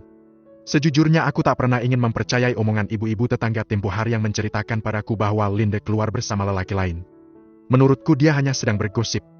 Namun melihat sikap Linda yang tiba-tiba jadi sangat menjengkelkan, tak urung aku jadi emosi juga. Laki-laki yang mana? Dia nampak kaget mendengarku menyebut kata laki-laki lain. Tak bisa disembunyikan warna merah di wajahnya karena itu. Jangan pikir aku nggak tahu ya kalau kemarin kamu pergi sama laki-laki lain tanpa pamit padaku. Ketusku. Dia nampak terdiam sejenak, seperti sedang mengingat-ingat sesuatu. Kamu salah paham, Mas. Aku nggak punya laki-laki lain. Jelasnya kemudian. Halah jangan bohong. Aku datang ke sini kemarin, dan kamu nggak ada. Ada tetangga yang melihat kamu pergi dijemput sama seorang lelaki yang katanya lebih muda dan punya mobil bagus. Kamu masih belum puas sama aku? Kamu mau selingkuh dari aku? Desakku. Lalu sebentar kemudian dia justru terbahak mendengar aku marah-marah. Itu Irfan, Maas. Temanku yang punya klinik kecantikan. Tahu kan siapa dia? Aku sering cerita soal dia lo sama kamu. Lagi-lagi Linda tertawa. Kamu cemburu ya, Mas? Lanjutnya kemudian. Jangan bercanda. Aku sedang tak ingin bercanda. Ketusku. Melihatnya justru tertawa di tengah kemarahanku benar-benar sangat menyebalkan. Siapa juga yang bercanda? Dia itu Irfan, Mas. Orangnya aja melambai kayak cewek. Mana mau sih aku sama dia? Mas Bimo tetap yang paling ganteng lah buat aku. Pujinya sambil menggelendot manja di bahuku. Jangan ngarang. Kalau kamu pikir aku yang terbaik, terus ngapain kamu pakai acara ngambek-ngambekan gitu sama Mas? Maas. Akhirnya dia merengek. Aku capek, Mas. Aku ingin jadi istrimu yang diakui. Aku capek kamu sembunyiin seperti ini terus. Aku juga pengen sesekali jalan sama kamu tanpa takut ketahuan orang, terutama Mbak Meta. Wajahnya berubah jadi sedih sekarang. Ya itu nggak mungkin lah, Lin. Meta istri pertamaku. Kalau dia sampai tahu aku punya kamu, dia pasti marah. Berarti kamu jadi lelaki nggak ada gunanya, Mas. Masa kalah sama istri kamu sendiri? Lalu buat apa punya istri? Mendingan kamu pisah saja sama Mbak Meta. Ujarnya yang sontak membuatku kaget. Jangan aneh-aneh. Nggak semudah itu pisah dari Meta. Lagi pula aku juga nggak mau. Kami sudah punya Ibas, Lin. Aku nggak mau kehilangan Ibas karena pisah dari Meta. Lalu aku gimana? Selamanya Mas mau jadikan aku istri simpanan, gitu? Selamanya Mas mau sembunyikan aku? Cibirnya. Kamu lupa kesepakatan kita dari awal ya, Lin? Aku mau nikahin kamu, aku mau bertanggung jawab atas kehidupan kamu dan anak kamu. Tapi kamu juga harus ngerti posisi aku. Lagi-lagi aku mencoba menjelaskan padanya. Aku tahu, Mas. Tapi kan tidak selamanya juga kali. Apa susahnya si Mas cerain Mbak Meta? Lagi pula apa lebihnya Mbak Meta dari aku? Masih jauh lebih cantik aku kan? Sekarang Mas pilih deh, aku atau Mbak Meta? Tantangnya. Kok jadi kamu ngancem aku sih, Lin? Lagian Mas juga jadi laki gak tegas. Tinggal pilih satu aja, apa susahnya sih? Toh aku bisa puasin kamu dalam segala hal. Kamu pernah bilang kan kalau aku lebih segala-galanya dari Mbak Meta? Apa itu cuma bohong aja? Bukan begituku, Linda. Aku cinta sama kamu, Lin. Tapi aku juga gak bisa begitu aja pisah dari Meta. Aku gak bisa, Lin. Setidaknya untuk saat ini. Ucapku lirih. Tapi kenapa, Mas? Apa susahnya? Karena Meta punya semuanya. Aku akan jadi miskin kalau aku pisah sama dia. Kamu mau memangnya hidup sama laki-laki yang gak punya apa-apa? Maksud Mas apa sih? Aku gak ngerti deh. Dia mulai serius menanggapiku. Lin, denger ya. Kulembutkan nada bicaraku. Kugeser dudukku mendekat padanya untuk mengatakan hal yang lebih penting yang seharusnya memang dia ketahui sekarang. Meta punya kuasa atas usaha yang kami jalani saat ini. Kalau aku pisah sama dia, aku gak punya kerjaan lagi. Kataku kemudian. Maksud Mas Bimo, toko itu? Linda nampak mulai mengerti. Iya, toko kami itu. Usaha itu atas nama Meta karena dulu saat merintisnya, orang tuanya yang memodali kami. Kulihat Linda terdiam cukup lama. Tapi sepertinya dia sedang berpikir. Kalau gitu kenapa nggak kita singkirin aja Mbak Meta? Ucapnya kemudian. Aku benar-benar kaget luar biasa dia bisa mengatakan hal itu. Apa? Maksud kamu apa, Lin? Bab ke-11. Panjang, kelima Meta. Mah, ada yang nyariin. Ibas masuk ke rumah dengan tergesa hingga hampir menabrakku yang baru keluar dari kamar. Siapa? Tanyaku. Nggak tahu, Mah. Mbak-mbak naik motor. Katanya. Karena penasaran, aku pun bergegas menuju ruang depan. Seketika aku terkejut melihat Ira, salah satu karyawan di toko kami, sudah duduk di kursi teras rumah dengan wajah memelasnya. Melihatku keluar, wanita itu pun segera bangkit dari kursinya dan duduk bersimpuh di depanku sambil menangis terseduh. Karena risih dengan sikapnya itu, aku pun segera menarik pundaknya untuk kuajak berdiri. Kamu kenapa, Rah? Ayo masuk dulu yuk. Kubimbing wanita yang sedang berlinangan air mata itu ke ruang tamu. Duduk dulu, Rah. Kataku kemudian. Dengan masih sesenggukan, dia menuruti kata-kataku.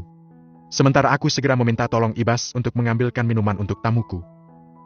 Ada apa? Aku kembali menanyainya saat kulihat keadaannya lebih tenang.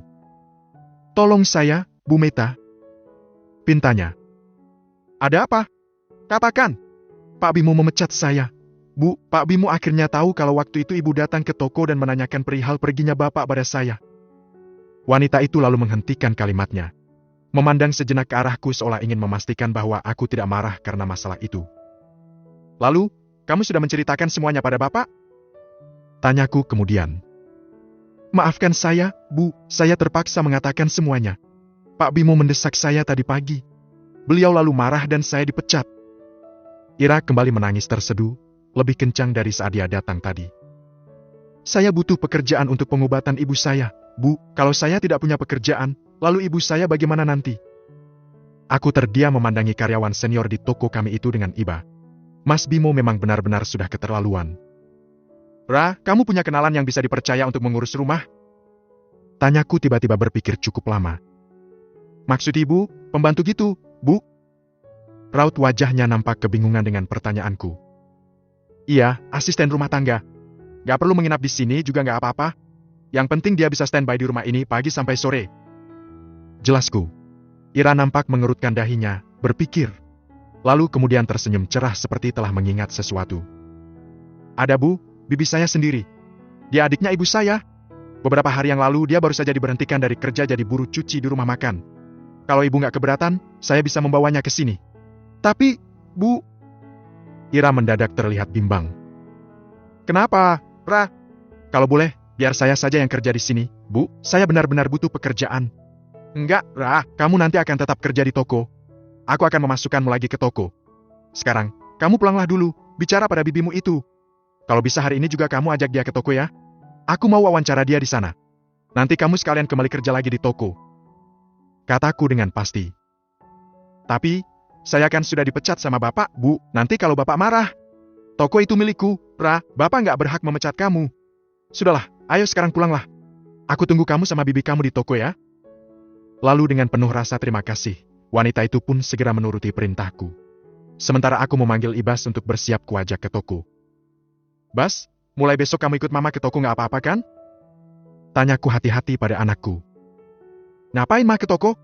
Mama mau kerja di toko untuk ngawasin para pekerja di sana. Jadi nanti Ibas juga ikut mama ke sana.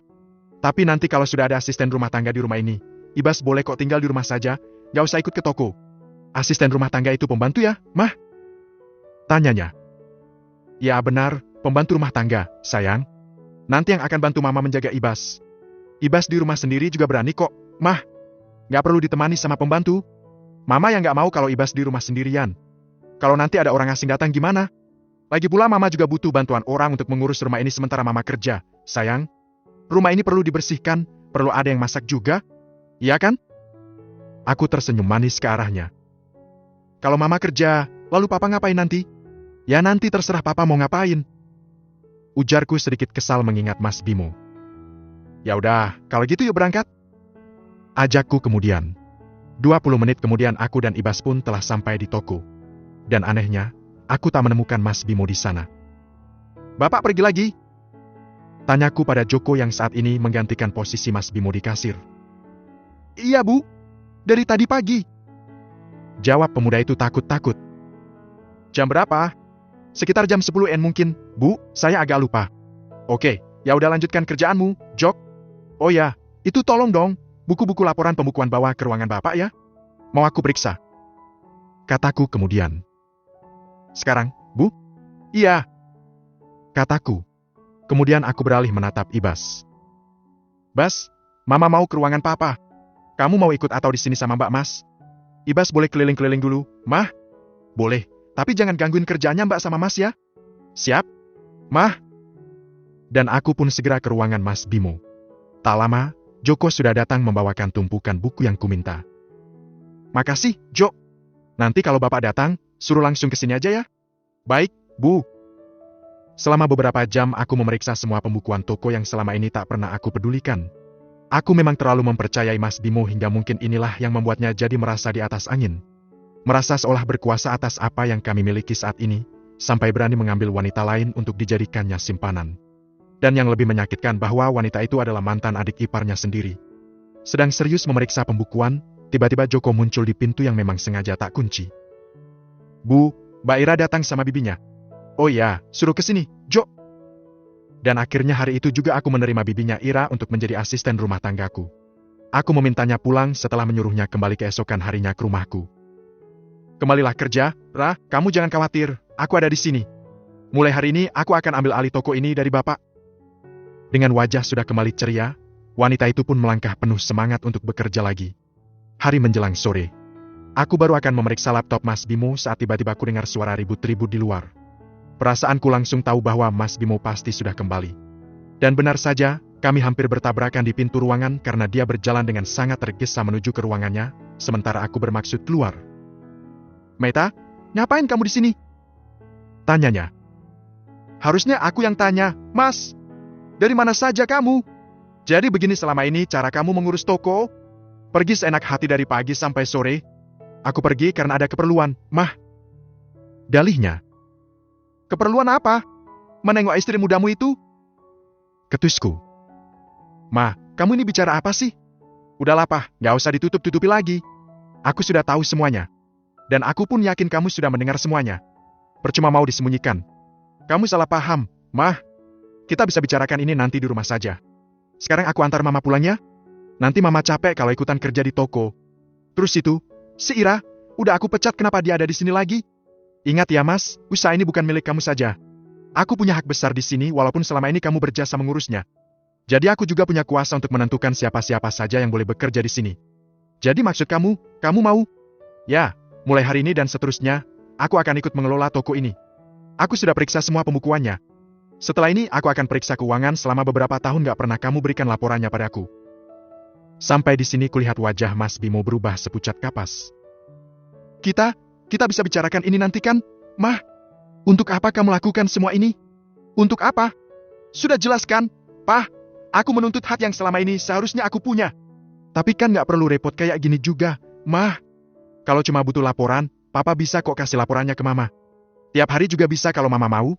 Mama gak perlu capek-capek begini. Biar Papa aja yang capek. Udahlah gak udah basa-basi, Pah. Ini bukan perkara anak kecil yang perlu diperdebatkan gak jelas kayak gini. Intinya, mulai hari ini dan seterusnya, aku akan ikut mengurus toko ini. Dan asal kamu ingat ya, Pah, meskipun kamu punya andil membesarkan toko ini, toko dan seluruh isinya di sini adalah milikku. Jadi, kalau kamu gak terima aku ada di sini, kamu boleh angkat kaki dari sini. Bab ke-12. Pagi itu seperti biasa aku menyempatkan diri untuk berolahraga ringan berlari mengelilingi kompleks sebelum nantinya mandi dan bersiap-siap ke toko. Namun aku sedikit terkejut saat sampai kembali di rumah dan mendapati seorang wanita parubaya sedang menghentikan sepedanya di depan pagar. Lalu dengan sikap yang menurutku sedikit mencurigakan, dia celingukan memperhatikan ke dalam rumah. Cari siapa? Ketusku padanya sebelum menuju pintu pagar dan memeganginya dengan sebelah tanganku. Anu, Pak, apa Bu Metanya ada? Tanyanya dengan bahasa yang sedikit medok. Ada keperluan apa mencari istri saya? Dan kamu ini siapa? Aku mulai curiga, apalagi yang akan dilakukan istriku hari ini? Masa iya dia mengundang tukang pijat pagi-pagi begini? Dahiku sedikit berkerut. Tapi seingatku wanita ini bukan tukang pijat yang biasa dia panggil ke rumah. Tak lama berselang terlihat Meta keluar dari rumah dengan senyumnya yang ramah. Big Marcy. Masuk Big. Katanya menyambut wanita paruhbaya itu. Aku masih terbengong saja di dekat pagar melihat keramahannya pada wanita bersepeda itu. Permisi, Pak. Kata wanita itu sopan sambil berjalan menunduk melewatiku menuju rumah. Mah, siapa sih? Dengan langkah cepat aku menyusul istriku yang berjalan memasuki rumah kembali, diikuti oleh wanita tadi di belakang kami. Asisten rumah tangga baru, Pah. Oh ya, Big, kenalkan ini Pak Bimo, suami saya. Ini Big Marcy, Pah. Mulai sekarang, dia yang akan mengurus rumah ini setiap harinya. Jelasnya padaku sambil memperkenalkan kami berdua. Pembantu? Mama nyari pembantu? Tanyaku keheranan. Apa dia benar-benar serius dengan ucapannya kemarin bahwa mulai sekarang dia akan ikut mengurus toko? Kepalaku mendadak jadi pusing dibuatnya. Lalu tanpa mempedulikan pertanyaanku lagi, Meta segera berlalu dari hadapanku mengajak wanita itu langsung menuju dapur. Dengan perasaan jengkel ku hempaskan tubuh ke kursi makan sambil memperhatikan istriku yang sedang menjelaskan pada pembantu baru itu tentang apa saja pekerjaannya di rumah ini. Hatiku kecut melihat itu, hingga air putih yang biasanya kurasakan begitu segar di tenggorokan usai kulakukan olahraga pagiku, kini rasanya jadi hambar tak karuan. Ibas, sini nak. Lalu terdengar suara Meta memanggil anak kami. Ya, Mah. Ada apa? Pasti mau nyuruh mandi kan? Tebak anak itu seperti biasa. Ya, tapi nanti dulu. Sini dulu, sayang. Mama mau kenalin kamu sama seseorang. Kata Meta. Ibas pun berjalan menuju mamanya yang masih berdiri berhadapan dengan pembantu baru kami di dapur. Ini namanya Big Marcy, yang kemarin Mama ceritakan sama Ibas. Ingat kan? Oh, yang mau bantu-bantu di rumah ini kan, Mah? Tanya Ibas setelah mengangguk mengerti. Ya, pinter. Hari ini Ibas mau di rumah saja ditemenin Bibi atau mau ikut Mama ke toko? Kalau ikut ke toko, jangan lupa bawa peralatan belajarnya sekalian ya, nanti kita belajar darinya di toko aja. Ujar Meta pada Ibas. Ibas ikut ke toko aja deh. Sebentar Ibas mandi dulu ya, Mah. Anak itu pun segera berlari menuju kamarnya. Jangan lupa sekalian siapin peralatan sekolahnya ya, sayang. Kata Meta sedikit berteriak karena Ibas telah berlari menjauh dari mereka berdua. Nah, Big, ini uang untuk belanja hari ini. Nanti akan ada tukang sayur yang biasanya lewat di depan rumah agak siangan, sekitar jam 10 gitu. Bibi siapin aja sayur sama lauk secukupnya, yang penting cukup untuk makan malam. Siang nanti saya makan di toko. Terus nanti bibi pulangnya nunggu aku pulang dari toko, ya? Rumah jangan pernah ditinggal kalau aku belum pulang. Jelas Meta pada wanita itu yang nampak mengangguk-angguk tanda mengerti. Ayo Bi, sini. Aku kasih tahu kerjaan bibi yang lainnya. Lalu Meta pun mengajak wanita itu ke belakang untuk menjelaskan tugas-tugas lainnya pada pembantu baru itu. Sudah jelas ya Bi? Insya Allah sudah, Bu. Jawab wanita itu saat mereka berdua kembali ke dalam rumah. Oke, kalau gitu saya siap-siap dulu ya, Bi. Oh ya, tadi saya sudah bikin nasi goreng. Bibi kalau belum sarapan, sarapan dulu aja. Ambil aja nggak usah sungkan, Bi, anggap saja rumah sendiri. Iya, Bu, nanti saja saya sarapan. Saya bersih-bersih dulu aja, Bu. Sebentar kemudian kulihat Meta sudah masuk ke dalam kamar. Lalu masih dengan kejengkelanku, kuikuti dari belakang. Ini apa-apaan sih, Mah? Kok semuanya jadi serba nggak ngomong sama aku gini? Cari pembantu Mama nggak kasih tahu aku. Buat apa sih, Mah? Langsung ku cecar dia dengan banyak pertanyaan saat kami hanya berdua saja di dalam kamar. Buat apa gimana? Kan dari kemarin aku sudah bilang sama kamu, Pah. Mulai sekarang aku akan ikut ngurus toko. Jadi aku butuh orang untuk menjaga dan ngurus rumah ini sementara aku di toko. Masih kurang jelas juga? Ujarnya ketus. Ya, tapi kan bisa dibicarakan dulu sama aku, Mah. Jangan mendadak begini semuanya jadi Mama yang mutusin. Oh begitu? Dulu waktu Papa mutusin buat nikah lagi sama mantan adik ipar kamu itu, Papa bicarain dulu sama Mama nggak? Sontak aku menelan ludah keluh mendengar kalimatnya itu. Jadi benar kalau Meta ternyata sudah tahu semuanya tentang Linda. Kenapa diam, Pah? Papa lupakan kalau seharusnya bicara dulu sama Mama kalau ingin poligami? Terus sekarang kenapa Mama harus selalu bilang sama Papa saat Mama mau melakukan sesuatu? Kita impas kan? Gak usah saling bilang lagi satu sama lain. Iya kan? Wajahnya yang bersih terlihat sangat merah. Sepertinya Meta memang sedang menahan kemarahan yang dipendamnya padaku selama ini. Sekali lagi aku hanya terdiam di tempat. Merasa begitu terpojok dengan kata-kata Meta. Mah, bisa nggak sih kita duduk dulu bicarain masalah ini dengan kepala dingin? Mau bicara apa lagi? Semuanya sudah terjadi dan sudah jelaskan? Percuma lagi dibicarakan, buat apa? Toh semuanya nggak akan bisa balik seperti semula. Tapi setidaknya Mama dengarkan dulu penjelasan Papa kenapa akhirnya mutusin buat nikahin Linda. Apalagi yang mau dijelasin? Sudah jelaskan? Yang ada di otak Papa itu hanya selenge kakangan. Gak perlu dijelasin lagi. Mah, jangan kasar gitu dong bicaranya. Nada bicaraku sedikit lebih tinggi. Bukan kasar, tapi itu kenyataan. Beda lagi ceritanya kalau sebagai istri aku tak bisa mengabdikan diriku sama kamu dengan baik. Pah, kamu berhak melakukan itu. Tapi yang kamu lakukan ini apa? Apa yang kurang dari aku? Memang sih ya, otak lelaki kalau cuma kebagian situ aja nggak akan puas mau punya istri sebanyak apapun. Sudahlah aku mau siap-siap ke toko. Katanya kemudian. Mama, dengerin Papa dulu lah. Namun Meta tak mempedulikanku. Dia tetap beranjak masuk ke kamar mandi pribadi kami. Mah, aku itu menikahi Linda hanya karena kasihan. Karena Linda ternyata sedang hamil waktu ditinggal Seno meninggal itu. Aku berdiri menopangkan sebelah tanganku di daun pintu kamar mandi. Tapi tak ada sahutan dari dalam. Hanya beberapa menit kemudian sudah terdengar suara gemericik air shower yang akhirnya membuatku hanya bisa terduduk lemas di tepi ranjang kami. Sepertinya percuma saja menjelaskan pada Meta soal kenapa aku menikahi Linda. Meta pasti juga tidak akan percaya padaku. 15 menit kemudian saat wanitaku itu keluar dari kamar mandi dengan jubah mandi warna putih dan rambut basahnya, aku hanya bisa menelan ludah getir. Biasanya sehabis mandi seperti itu, dia akan tersenyum manis padaku dan juga akan bermanja-manja sebentar denganku. Tapi itu dulu.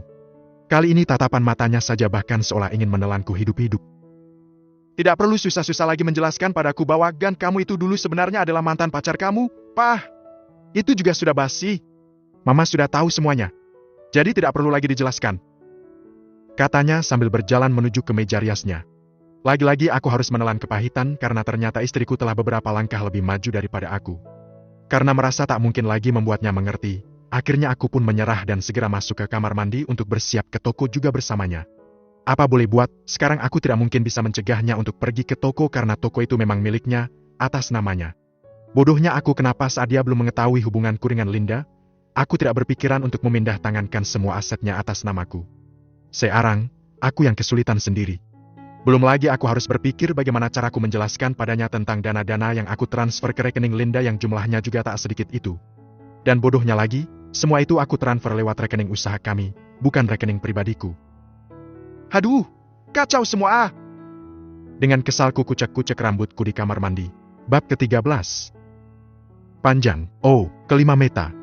Sesampai di toko, aku langsung ke ruangan Mas Bimo. Pekerjaanku hari ini adalah memeriksa keuangan usaha kami. Sebenarnya aku juga tak perlu melakukannya, karena sudah jelas pasti aku nanti akan menemukan dana-dana tak jelas yang digunakannya untuk membahagiakan istri keduanya itu. Dan aku tidak akan kaget. Hanya saja aku butuh tahu secara pasti bagaimana sebenarnya kondisi keuangan usaha kami. Sejujurnya, Mas Bimo memang punya andil besar dalam mengembangkan bisnis ini. Sejak aku memutuskan untuk fokus di rumah mengurus Ibas, memang hanya dia yang berpikir keras bagaimana usaha kami ini terus berjalan. Hingga keputusannya yang spektakuler waktu itu adalah saat pandemi berlangsung. Saat di mana toko-toko lainnya tidak bisa mempertahankan usaha mereka, Mas Bimo dengan otak cerdasnya mengalihkan penjualannya ke beberapa aplikasi toko online. Alhasil, usaha kami pun tetap bisa berjalan. Bahkan penjualan online kami meningkat dari waktu ke waktu. Sementara aku memeriksa laporan keuangan dengan serius, Mas Bimo nampak gelisah di seberang sofa tempatku duduk.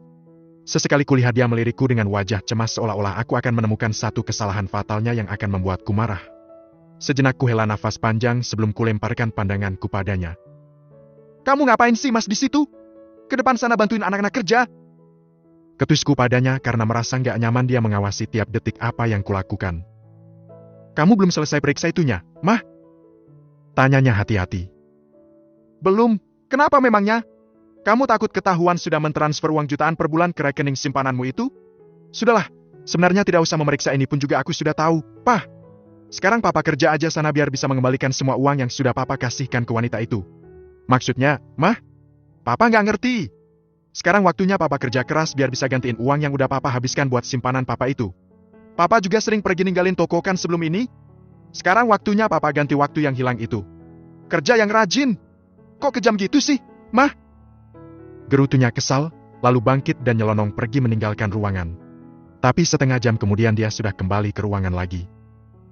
"Mah, kunci mobil mana?" tanyanya. "Mau buat apa?" tanyaku balik. "Aku mau keluar sebentar, Mah. Kepalaku pusing banget ini. Pengen nyari makanan yang panas dan sigo gitu." Jawabnya beralasan. Tentu saja aku tersenyum remeh mendengar itu. Apa dikiranya aku tidak tahu dia mau kemana? "Pinjem aja motornya si Joko atau Ira. Tadi mereka sudah kukasih tahu kok kalau sewaktu-waktu Papa akan sering pinjem motor mereka. Nanti tinggal Papa isiin bensinnya aja. Masa naik motor sih, Mah? Lagian maksud Mama tuh apa sih? Kenapa Papa disuruh pinjem motor sama karyawan?" Kulihat Mas Bimo nampak kebingungan dengan ulahku. "Cuma mau cari makan kan? Banyak warung di sekitar sini, Pah. Buat apa harus pakai mobil? Boros-borosin aja. Naik motor aja lebih cepat dan irit." Ujarku santai. Lalu kulihat dia memutar matanya malas padaku. Dia pasti sangat jengkel dengan kelakuanku padanya kali ini. Biarlah, memang semuanya kusengaja. "Apa ini maksudnya mobil juga mau kamu sita? Mah, aku nggak boleh pakai mobil lagi gitu?" tanyanya kemudian dengan wajahnya yang sudah sangat kesal. "Bukan disita, hanya dihemat pemakaiannya saja. Lagi pula siapa yang bilang Papa nggak boleh pakai mobilnya?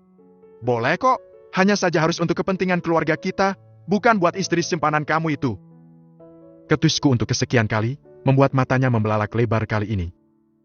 "Mah, kamu sudah keterlaluan kalau kayak gini," ucapnya putus asa. "Kenapa, Pah? Mau protes? Kalau Papa mau nengokin istri muda Papa itu, silakan saja, Mama nggak akan melarang kok. Tapi kalau mau naik mobil, ya Papa pesan saja taksi online. Mobil juga kan itu? Jangan keterlaluan gitu dong, Mah. Mobil itu juga kita beli dari hasil usahaku." Protesnya. "Yang keterlaluan itu Mama atau Papa? Dan Papa perlu ingat ya, usaha ini usaha kita, bukan usahamu saja. Belum lupakan siapa pemilik tempat usaha ini? Siapa dulu yang kasih modal untuk usaha ini?" Iya, Mah. Aku nggak akan lupa.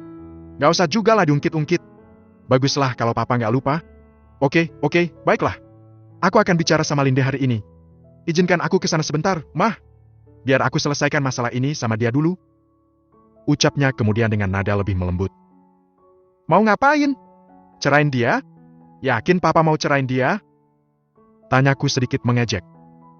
"Kenapa nggak? Toh aku menikahinya juga hanya karena kasihan aja kok. Dan anaknya itu juga bukan anakku, tapi anak Seno. Boleh saja, silakan. Tapi kalau mau ketemu dia, tetap tidak boleh bawa mobil." Ucapku. Wajahnya nampak kembali seperti orang frustasi lagi. "Kok gitu sih, Mah, denger ya, Pah. Harusnya Papa kesana aja naik motor atau ojek sekalian. Lalu Papa lihat, masih mau nggak istri mudamu itu kalau suaminya Carrie nggak punya apa-apa? Kalau masih mau, nikahi saja dia secara resmi. Karena itu artinya dia mencintaimu tulus. Ngerti kan maksudku? Aku memandangnya sambil menahan senyum. Ingin sekali rasanya tertawa lepas melihat wajahnya yang putus asa itu. Joko, oh! Teriakku kemudian memanggil Joko. Ya, Bu. Pemuda itu datang dengan tergopoh-gopoh ke ruangan. Tolong kamu pinjemin Bapak motor, Jok. Bapak mau pergi nyari makan bentar katanya. Oh, iya baik Bu, saya ambilkan kunci motornya dulu ya, Pak. Katanya sopan pada suamiku. Gak usah, Jok. Gak jadi. Sahut Mas Bimo cepat. Lagi-lagi kupandang dia dengan senyum tertahan. Mungkin dikira aku gak tahu dia mau keluar kemana. Setelah ini, jangan harap wanita itu bisa menikmati fasilitas sekecil apapun milikku lagi. Dengan kehadiranku di toko, kulihat Mas Bimo nampak begitu tertekan. Dia seperti orang bingung. Seharian hanya mondar-mandir ke sana kemari tidak tenang. Lalu sesekali dia pergi ke lantai atas. Barangkali di sana dia menghubungi simpanannya itu dan mengabarkan kalau dia tidak bisa menemuinya hari ini. Rasakan, kamu sudah membohongiku selama bertahun-tahun, Mas. Kini saatnya aku akan membuat hidupmu dengan simpananmu itu jadi kacau. Lihat saja. Bapak mana, Jok?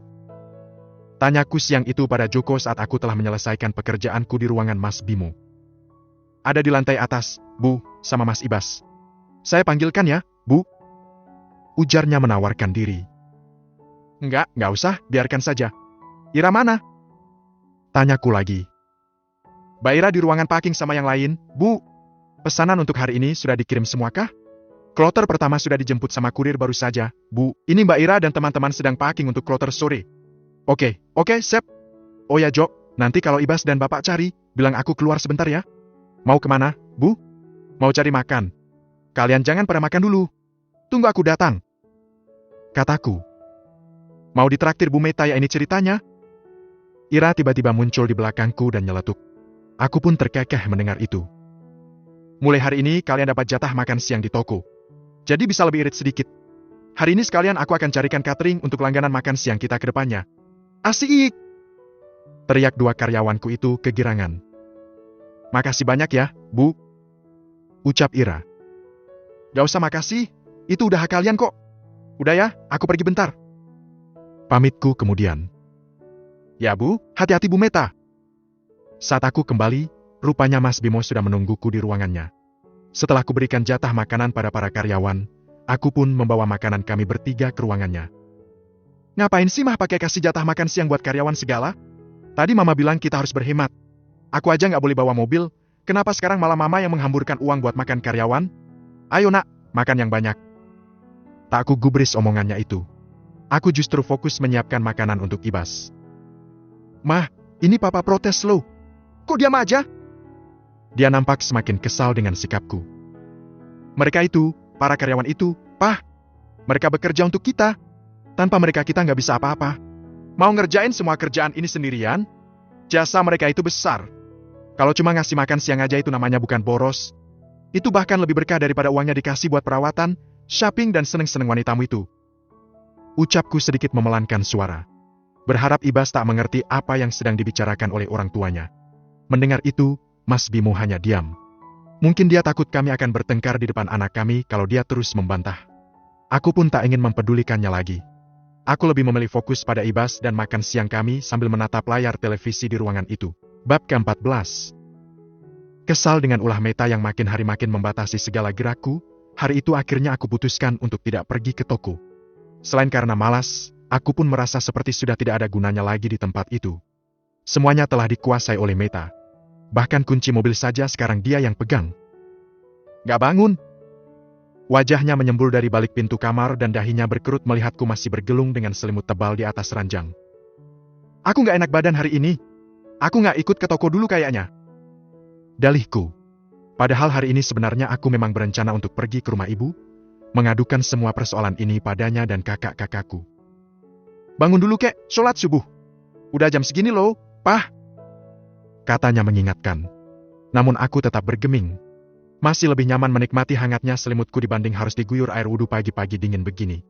Sampai beberapa menit kemudian, Kulihat dia sudah siap untuk berangkat ke toko, sementara aku masih dengan kemalasanku di kasur. Aku sudah siapkan sarapan kalau mau makan. Big Marcy juga sudah datang. Kalau nanti perlu apa-apa minta tolong saja sama Big Marcy. Aku berangkat ke toko dulu. Pamitnya kemudian. Sahutku dari balik selimut dengan malas-malasan. Hubungan kami memang kurasakan sudah agak merenggang dari sejak dia mulai berubah jadi lebih mandiri. Ditambah lagi dengan mulainya dia mengurus toko dan kami jadi sering berdebat, membuatku merasa Meta jadi semakin jauh saja. Entah akan sampai kapan semua ini berlangsung. Yang jelas, biarpun sekarang dia sudah tidak mau lagi aku sentuh, aku sama sekali tak berniat ingin melepaskannya begitu saja dari hidupku. Itulah yang membuatku harus menemui ibu dan kakak-kakakku hari ini untuk meminta pendapat mereka apa yang sebaiknya aku lakukan dengan rumah tanggaku. Usai menikmati sarapan, aku pun melajukan motor ke rumah ibu. Ibu nampak sedikit kaget melihatku datang dengan motorku. "Sendirian, Bim?" tanyanya. "Iya, Bu, ada yang mau aku omongin sama ibu. Tolong teleponin Mbak Norma sama Mbak Nenai dong, Bu, aku butuh mereka juga," kataku. Sebagai adik laki-laki, dari kecil aku dan Seno memang cenderung dimanja oleh kakak-kakak perempuanku itu. Jadi setiap ada masalah, mereka selalu jadi bagian dari pembuat keputusan untuk masalah yang sedang kami hadapi. Dan itu rupanya terbawa sampai aku dan Seno dewasa. Kakak-kakakku itu selalu akan ikut campur dalam setiap masalah yang dihadapi oleh adik-adiknya. Setelah membuatkanku kopi, ibu pun segera menghubungi dua kakakku untuk menyuruh mereka datang. Dan karena jarak rumah mereka tak jauh dari tempat tinggal ibu, tak sampai 1 jam kemudian mereka pun sudah terlihat memarkirkan motor masing-masing di garasi rumah. "Ada masalah apa, Bim? Meta lagi?" tanya Mbak Norma. "Tadi di rumah lagi ada tamunya Mas Benilo, sampai aku tinggal," gerutunya. Begitulah dia, sepenting apapun urusannya dengan keluarga, urusan adik-adiknya tetap selalu jadi prioritas. "Iya Mbak, soal Meta. Dia ternyata tahu semuanya soal Linda. Dia sudah menyelidiki kami dari sejak sebulan yang lalu," jelasku. "Jadi dia sebenarnya sudah tahu kamu menikah sama Linda?" tanya ibu dengan wajah khawatir. "Iya, Bu, dia memang sudah tahu. Tapi dia diam saja selama ini. Itulah kenapa dia mulai berubah. Sekarang bahkan dia yang mengurus toko." "Maksudnya?" Mbak Norma nampak yang paling kaget dengan ceritaku. "Meta mengurus toko? Gimana sih?" tanyanya tak mengerti. "Ya mengurus toko, Mbak. Dia ambil alih semua pekerjaanku. Keuangan toko pun sekarang dia yang pegang. Bahkan mobil saja aku nggak boleh bawa-bawa sembarangan." "Kok gitu sih istri kamu itu?" "Ya kamu jangan maulah Bim disetir gitu sama istrimu. Kamu kan kepala keluarga. Kamu laki-laki loh," ujar Mbak Norma dengan raut tak sukanya. "Jangan mau gimana, Mbak? Kenyataannya semua usaha itu milik dia kan? Bangunan toko, modalnya dulu orang tuanya yang kasih. Terus aku bisa apa? Loh iya benar semua milik dia, tapi siapa yang berjasa menjalankan usaha itu selama ini? Kamu kan? Masa iya setelah sukses sekarang dia enak-enakan yang tinggal menikmati hasilnya?" Omel kakak sulungku itu dengan wajah bersungut. "Sebenarnya sih dia hanya membatasi saja fasilitasku, Mbak. Kayak mobil, aku udah nggak boleh pakai lagi selain untuk kepentingan keluarga. Jadi sudah 3 harian ini aku belum bisa menemui Linda lagi karena Meta seolah mengawasi semua gerak-geriku. Ini tadi saja aku berpura-pura tak enak badan untuk bisa kesini." "Wah, keterlaluan si Meta, istri kurang ajar kalau kayak gitu itu," umpat Mbak Norma kesal. "Lawan Bim, kamu harus tegas sama dia," seru Mbak Norma lagi. "Susah, Mbak. Meta sekarang bukan kayak Meta yang dulu. Dia sudah berubah. Bukan lagi Meta yang penurut dan gak bisa apa-apa." Aku menggaruk-garuk kepalaku yang sebenarnya tak terasa gatal. "Lalu sekarang apa rencana kamu, Bim?" Ibu yang dari tadi hanya diam menyimak pembicaraanku dengan Mbak Norma mulai bicara. Wajahnya nampak bersedih mengetahui apa yang terjadi padaku. "Entahlah, Bu, makanya aku kesini mau cerita sama kalian. Aku bingung juga harus gimana. Aku nggak punya akses lagi ke keuangan toko. Linda bisa ngamuk kalau begini caranya. Aku nggak bisa lagi memberi jatah uang bulanan padanya. Tanggapan Linda sendiri gimana?" Kali ini Mbak Nenai yang bertanya. "Ya pasti kesal lah, Mbak. Dia malah mengusulkan untuk menyingkirkan Meta." "Gila kan? Menyingkirkan Meta gimana maksudnya, Bin?" Ibu nampak terkejut. "Ya nggak tahulah maksudnya Linda gimana. Tapi dia pikir kalau Meta disingkirkan, aku akan bisa mengusai semuanya." "Iya, tapi disingkirkan bagaimana? Jangan macam-macam, Bim. Kalian nanti bisa dipenjara kalau membunuh orang." Ibu sudah mulai panik. "Ya nggak usah se-ekstrim gitu kali, Bu. Kan bisa dilakukan dengan cara halus.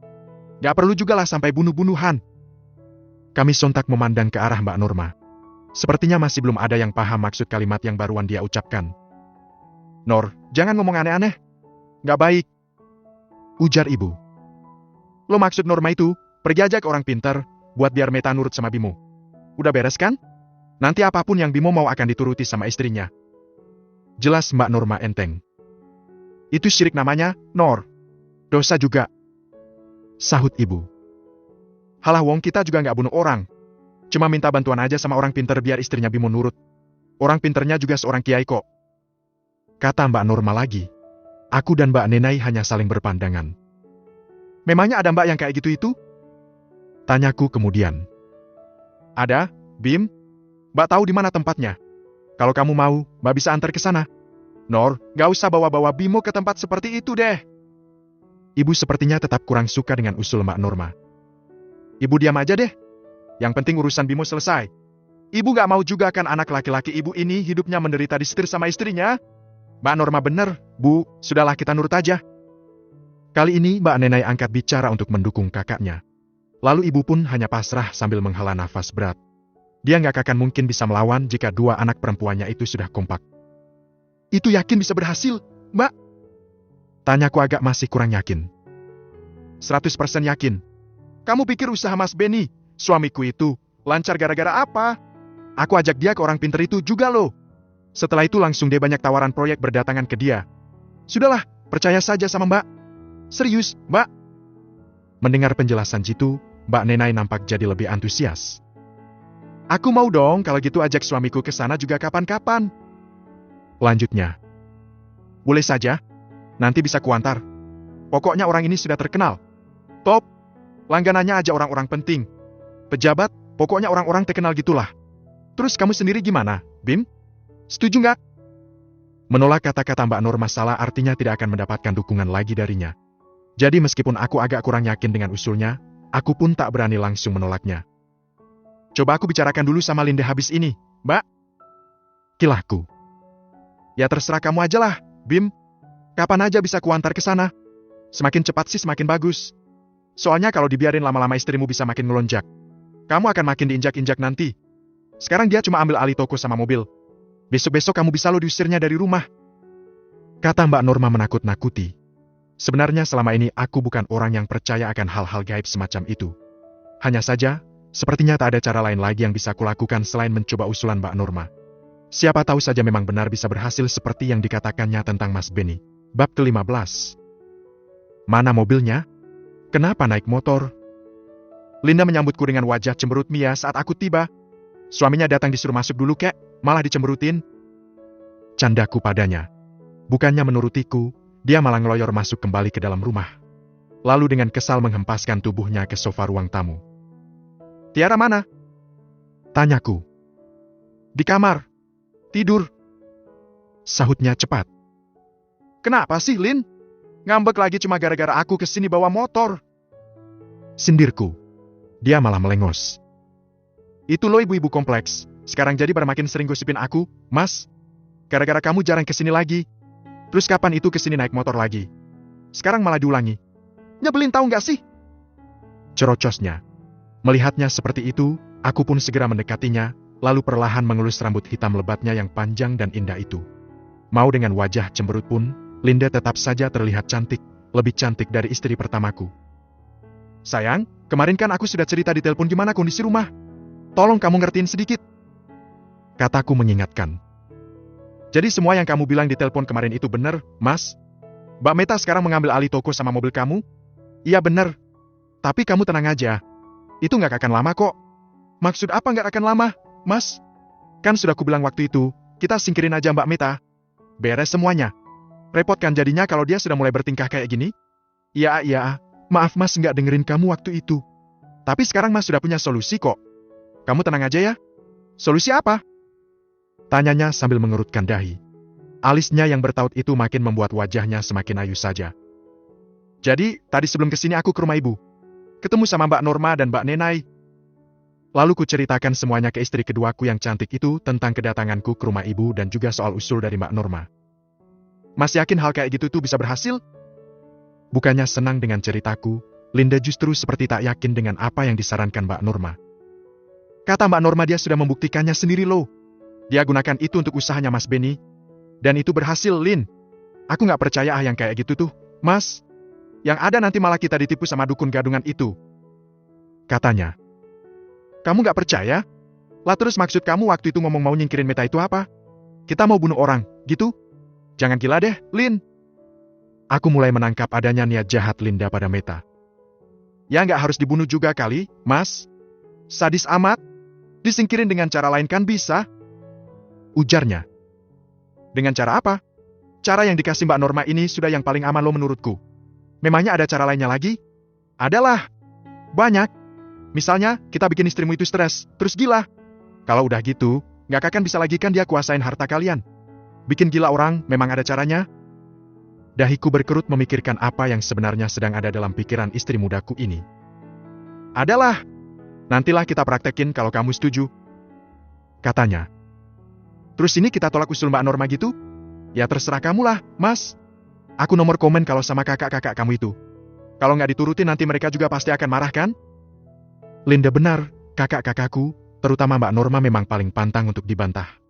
Kalau sudah punya keinginan dan tidak diperhatikan, pasti ujung-ujungnya dia akan ngambek dan tidak peduli lagi dengan adik-adiknya. Walaupun itu tidak akan berlangsung lama, tetap saja hal itu tidak akan menguntungkan untuk hubunganku dengan Linda. Bisa-bisa nanti Mbak Norma malah akan berpihak pada Meta. Makanya itu, ya sudah kita turutin dulu aja Mbak Norma. Kalau memang benar bisa berhasil kan malah kebenaran. Ya kan? Kita nggak usah repot-repot dan semuanya aman. Terserah aja lah.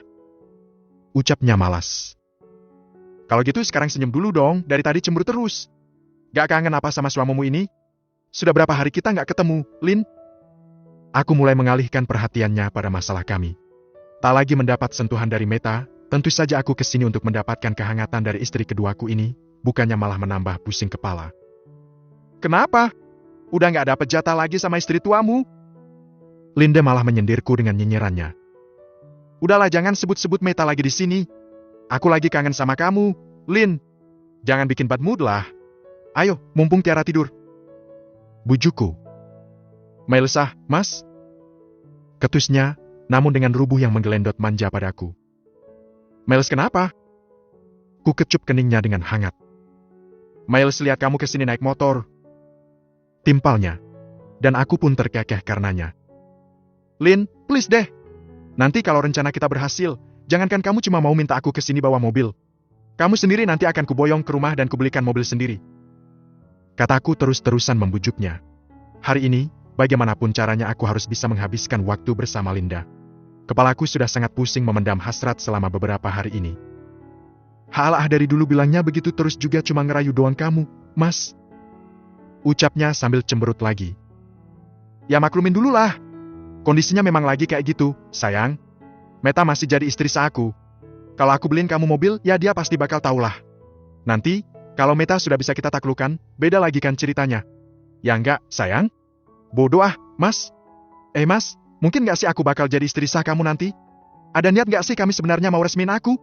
Ya jelas mungkin lah, kenapa enggak?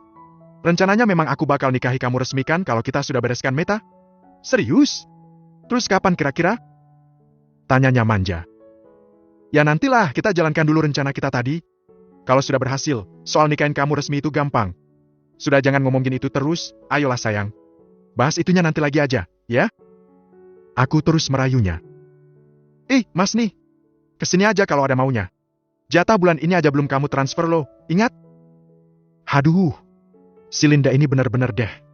Hitungannya kebangetan. Ingat saja dia kalau bulan ini aku belum transfer jatah ke dia. Kan baru beberapa hari yang lalu aku transfer, sayang. Masa udah mau minta transferan lagi sih? Godaku. Itu kan beda, Mas. Yang kamu transfer kemarin kan bukan jatah bulananku.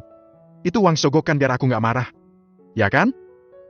Ucapnya manja, makin menggelendot ke tubuhku. Iyalah gampang itu. Nanti aku transfer pasti secepatnya. Sekarang kita seneng-seneng dulu. Oke? Dan begitulah. Akhirnya aku dan Linda menyepakati untuk menjalankan usul Mbak Norma. Hari itu juga, usai bersenang-senang dengan istri keduaku, kami pun menelpon Mbak Norma untuk memberitahukan bahwa kami siap untuk diantar ke tempat orang pintar langganannya itu. Mbak Norma terlihat sangat senang mendengar kabar itu. Dan begitulah memang kakak sulungku. Dia akan selalu senang saat permintaannya selalu dituruti. Kami kemudian menyepakati untuk pergi ke rumah orang yang dimaksud Mbak Norma itu hari Minggu berikutnya. Tapi kamu harus siapin uangnya ya, Bim. Jangan sampai nanti lupa bawa uang, kita harus bolak-balik lagi ke sana. Kata Mbak Norma mengingatkan. Oh ya, aku harus siapin berapa Mbak kira-kira? Tanyaku. Kalau cuma kayak gitu kayaknya nggak mahal sih. Paling nggak nyampe 5 juta. Dah pokoknya bawa aja. Nanti kalau ada kurang dikit-dikit Mbak tambahin deh. Yang penting rencana ini berhasil dulu. Setelah penjelasan dari Mbak Norma, aku jadi harus berpikir keras. Dalam waktu beberapa hari ke depan berarti aku harus bisa menyiapkan uang setidaknya 10 juta. 5 juta untuk jatah bulanan Linda dan 5 juta untuk biaya rencana kami dengan Mbak Norma. Belum lagi angsuran rumah Linda untuk bulan ini juga belum aku bayar. Uang di tabungan pribadiku jelas tidak cukup untuk membayar semua itu. Salahku juga sih, kenapa selama ini tidak langsung menyisihkan uang ke tabungan pribadiku saja. Sebegitu percaya dirinya aku bahwa selamanya Meta akan jadi istri yang penurut, hingga aku lupa bahwa suatu hari dia akan bisa berubah sedrastis ini. Selama ini, aku selalu menggunakan rekening usaha kami untuk mentransfer berbagai kebutuhan, dari mulai kepentingan belanja untuk usaha sampai tetek bengek urusan Linda. Semuanya aku transfer langsung dari rekening usaha kami.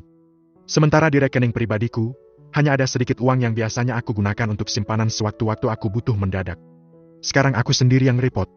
Nyatanya kepintaranku dalam mengelola bisnis tak sebanding dengan keahlianku untuk mengelola kebutuhan dua istriku.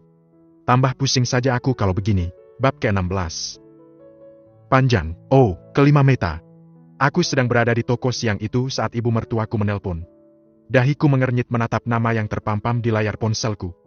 Sudah sangat lama sekali ibunya Mas Bimo tak pernah menghubungiku lewat telepon. Ada mungkin bahkan hitungan tahun. Dulu, awal aku menjadi menantunya, ibu sangat memperhatikanku. Hampir tiap minggu dia datang ke rumah hanya sekedar untuk mengajariku memasak makanan kesukaan Mas Bimo. Kakak-kakak iparku juga lumayan dekat denganku. Waktu itu aku adalah menantu perempuan satu-satunya di rumah itu. Lalu kemudian, saat bapakku meninggal, kemudian disusul ibu. Juga seiring dengan kesibukanku mengurus Ibas, kami jadi jarang ketemu. Kesibukan Mas Bimo di toko juga membuatnya jarang bisa mengajakku bertandang ke rumah ibunya lagi. Setelah Seno menikah dan tinggal di rumah ibu, Mas Bimo makin jarang mengajakku ke sana. Meskipun begitu, kami memang telah sepakat untuk selalu mentransfer sejumlah uang untuk ibu setiap bulannya. Meskipun sebenarnya ibu telah memiliki uang pensiun dari almarhum bapak mertuan Enmen, aku tak pernah keberatan dengan itu. Setelah Seno meninggal, hubungan kami semakin renggang saja. Mas Bimo sama sekali tak pernah mengajakku ke rumah ibunya kecuali jika aku mengajaknya ke sana. Awalnya aku tak pernah menyadari bahwa itu sebenarnya salah satu cara mereka menyembunyikan status Mas Bimo yang telah menikah lagi dengan mantan adik iparnya itu. Baru sekarang saja aku jadi tahu semuanya. Assalamualaikum. Iya, Bu. Akhirnya aku terima juga panggilan itu dengan penuh rasa penasaran. Waalaikumsalam. Meta, kamu di mana? Tanyanya dengan suara pelan, seperti sedang sangat berhati-hati sekali. Di toko. Ada apa, Bu? Ibu, boleh ibu menemuimu sebentar? Sekarang, Bu? Ibu ada di mana sekarang? Apa ibu mau ke sini? Tanyaku semakin penasaran. Ngamet, Bimo ada di mana? Dia justru balik bertanya. Mas Bimo ada di toko juga. Sedang di lantai atas sama Ibas. Bu, ibu mau bicara sama Mas Bimo. Tanyaku. Enggak, Meta. Ibu pengen ketemu sama kamu saja. Ada yang mau ibu bicarakan sama kamu. Tapi berdua saja sama kamu. Ibu harap kamu jangan kasih tahu Bimo ya. Pintanya. Apa ada yang penting, Bu? Dahiku lagi-lagi mengernyit. Ya, begitulah menurut ibu. Baiklah. Lalu ibu mau kita ketemu di mana? Atau Meta yang ke rumah ibu? Enggak, jangan, Nak. Kita ketemu di luar saja. Gak apa-apa kan? Kalau kamu gak keberatan, apa bisa temu ibu di rumah makan kesukaannya bapak dulu? Oh, yang waktu dulu kita sering makan sama bapak itu ya, Bu? Rumah makan masakan Jawa kan? Tanyaku memastikan. Iya, di situ saja, Matt. Ibu tunggu ya. Ibu berangkat dari rumah sebentar lagi. Ya baik, Bu, ibu naik apa ke situnya? Ibu naik taksi saja. Ibu tunggu ya, Nak. Baik, Bu, sebentar lagi Meta nyusul. Meta selesaikan pekerjaan dulu di toko. Kataku kemudian. Meskipun sungguh keheranan dengan sikap ibu kali ini, aku tetap penasaran dengan apa yang sebenarnya ingin dikatakannya padaku. Kemudian aku pun berpamitan pada Joko sebentar untuk ke supermarket membeli sesuatu. Kukatakan padanya untuk menyampaikan pamitku pada Mas Bimo dan Ibas. Setengah jam perjalanan, aku akhirnya bertemu dengan ibu di restoran yang tadi sudah disebutkannya. Ibu lagi ada masalah? Tanyaku hati-hati, karena kulihat sepertinya ibu mertuaku itu sangat gelisah. Meta, Ibu benar-benar minta maaf sama kamu, nak. Ibu tahu bagaimana perasaan kamu. Ibu yang salah. Seharusnya dulu ibu bisa mencegah semua itu agar tak terjadi. Ujarnya tiba-tiba dengan panjang lebar. Aku menghela nafas panjang dan mulai tahu apa yang sedang dibicarakan oleh ibu kali ini. Apa soal Mas Bimo? Tanyaku. Iya, Matt. Ibu benar-benar menyesal semuanya harus terjadi seperti ini. Harusnya ibu bisa melarangnya waktu itu. Kalau ini tentang pernikahan kedua Mas Bimo, sudahlah Bu, menyesal pun sekarang sudah tidak ada gunanya kan? Semua sudah terjadi, dan aku juga sudah tidak mau membahasnya lagi. Maksud ibu, tidak ingin membahasnya bagaimana? Nak, lalu setelah ini apa yang akan terjadi dengan rumah tangga kalian? Apa kalian akan berpisah? Raut muka wanita tua itu terlihat sangat khawatir. Menurut ibu sendiri bagaimana? Seandainya ibu yang ditinggal menikah diam-diam oleh suami ibu, apa ibu akan diam saja? Menerima begitu saja dan ibu tidak akan sakit hati? Sindirku. Tentu saja ibu pasti sakit hati, nak. Oleh karena itu ibu kesini menemui kamu. Karena ibu bisa merasakan bagaimana perasaan kamu. Ucapnya penuh empati. Namun rasanya aku tidak tersentuh sedikit pun oleh sikapnya itu. Kenapa baru sekarang ibu bisa merasakan perasaanku? Padahal kejadian itu sudah lama sekali loh, Bu, lebih dari 3 tahun yang lalu. Dan selama itu kalian semua diam saja. Bahkan sengaja menutupi semuanya dariku.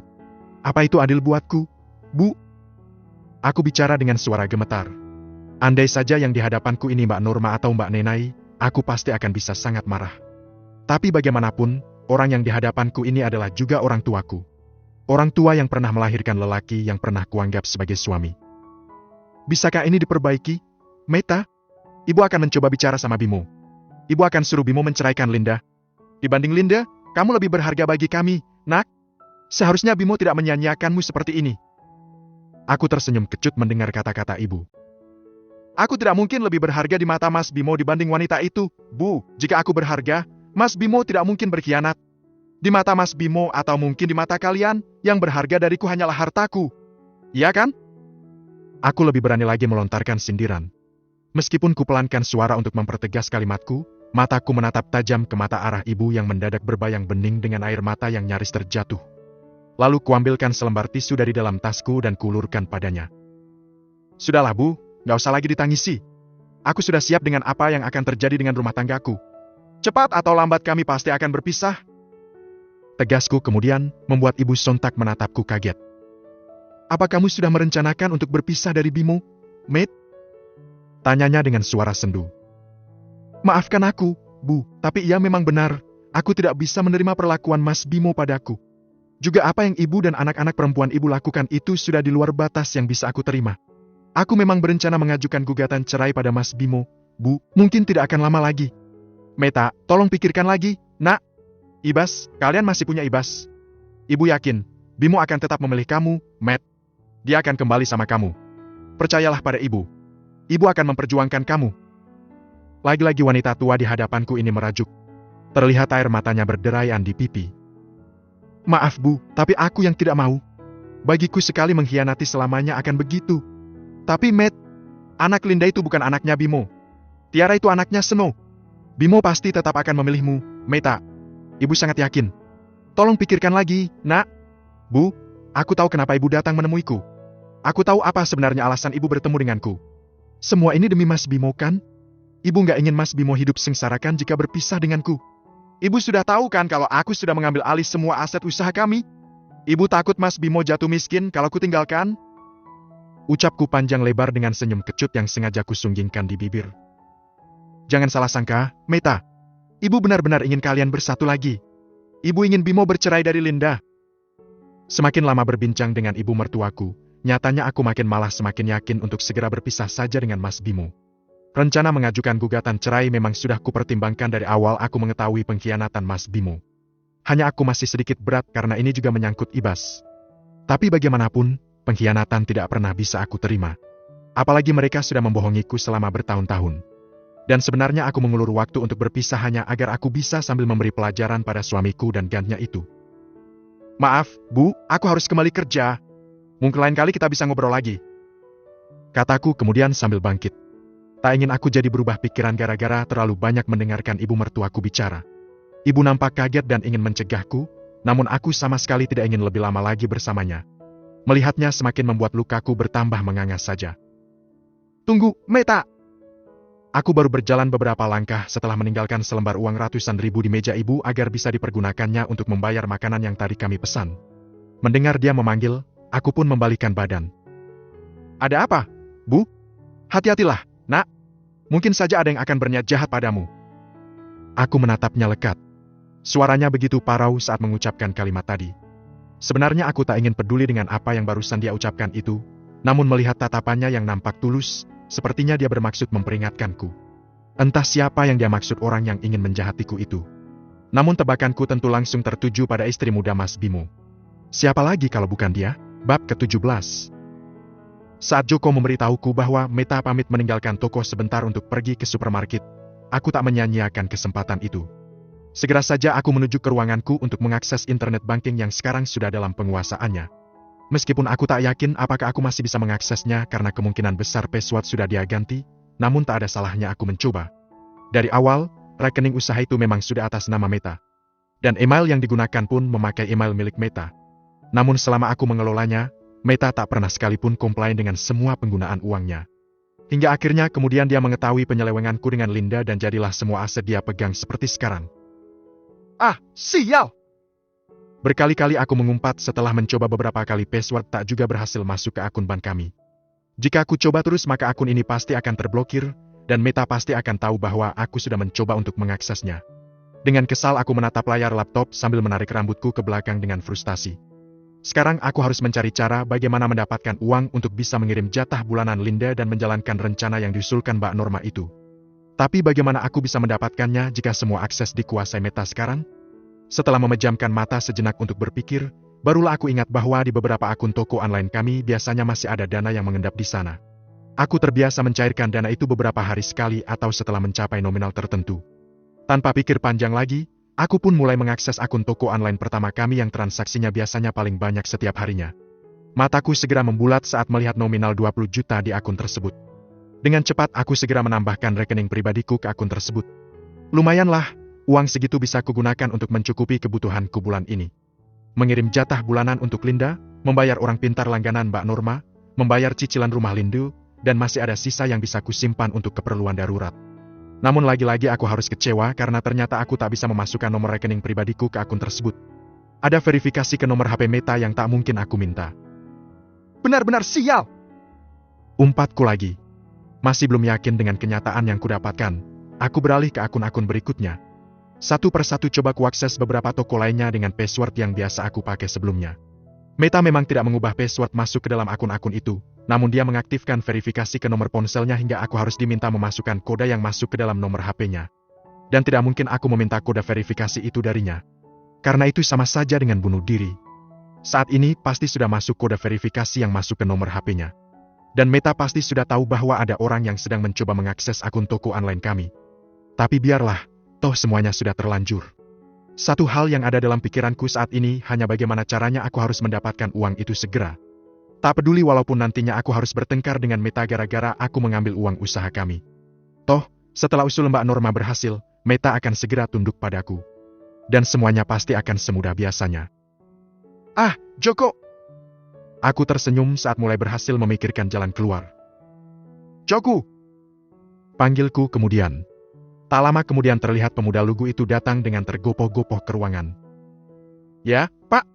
Sini, duduk sini bentar, Jo. Perintahku. Ada apa ya, Pak?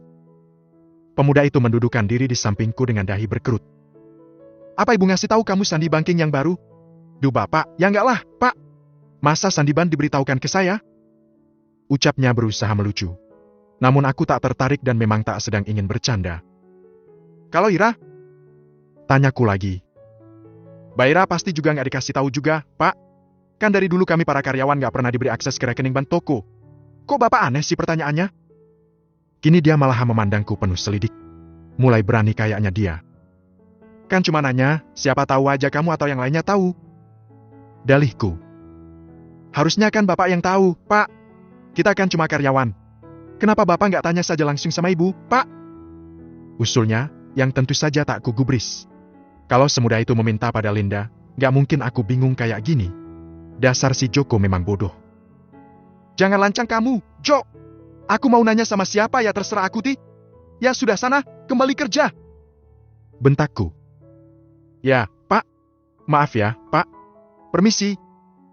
Pamitnya. Sampai di sini, semua usahaku untuk mendapatkan uang ternyata sia-sia saja. Benar-benar sangat teliti ternyata istriku itu sekarang. Sampai hal sekecil itu pun tak luput dari perhatiannya. Kepalaku mulai pusing lagi. Lalu bagaimana sekarang caraku mendapatkan uang itu? Kembali otakku berputar. Bosan karena tak juga menemukan solusi di ruanganku, aku pun keluar menemui Joko lagi. Jo, ibu tadi bilang mau kembali jam berapa? Tanyaku kemudian saking putus asanya. Barusan ibu kirim pesan ke Mbak Ira, katanya setengah jam lagi nyampe kok, Pak. Beliau masih di jalan. Oh ya? Joko terlihat mengangguk. Kalau gitu, nanti kalau ibu balik nanyain aku, bilang aku pulang duluan ya, kapal aku pusing. Keluhku sambil memegangi kening. Oh, iya Pak, baik. Mas Ibas juga pulang sama Bapak? Tanyanya. Enggak, Ibas biar di sini saja dulu. Aku mau istirahat. Lagi pula ibu masih di sini kan? Mumpung Meta masih di jalan, aku harus segera memesan taksi online menuju rumah. Hanya satu tujuanku, surat mobil atau surat rumah.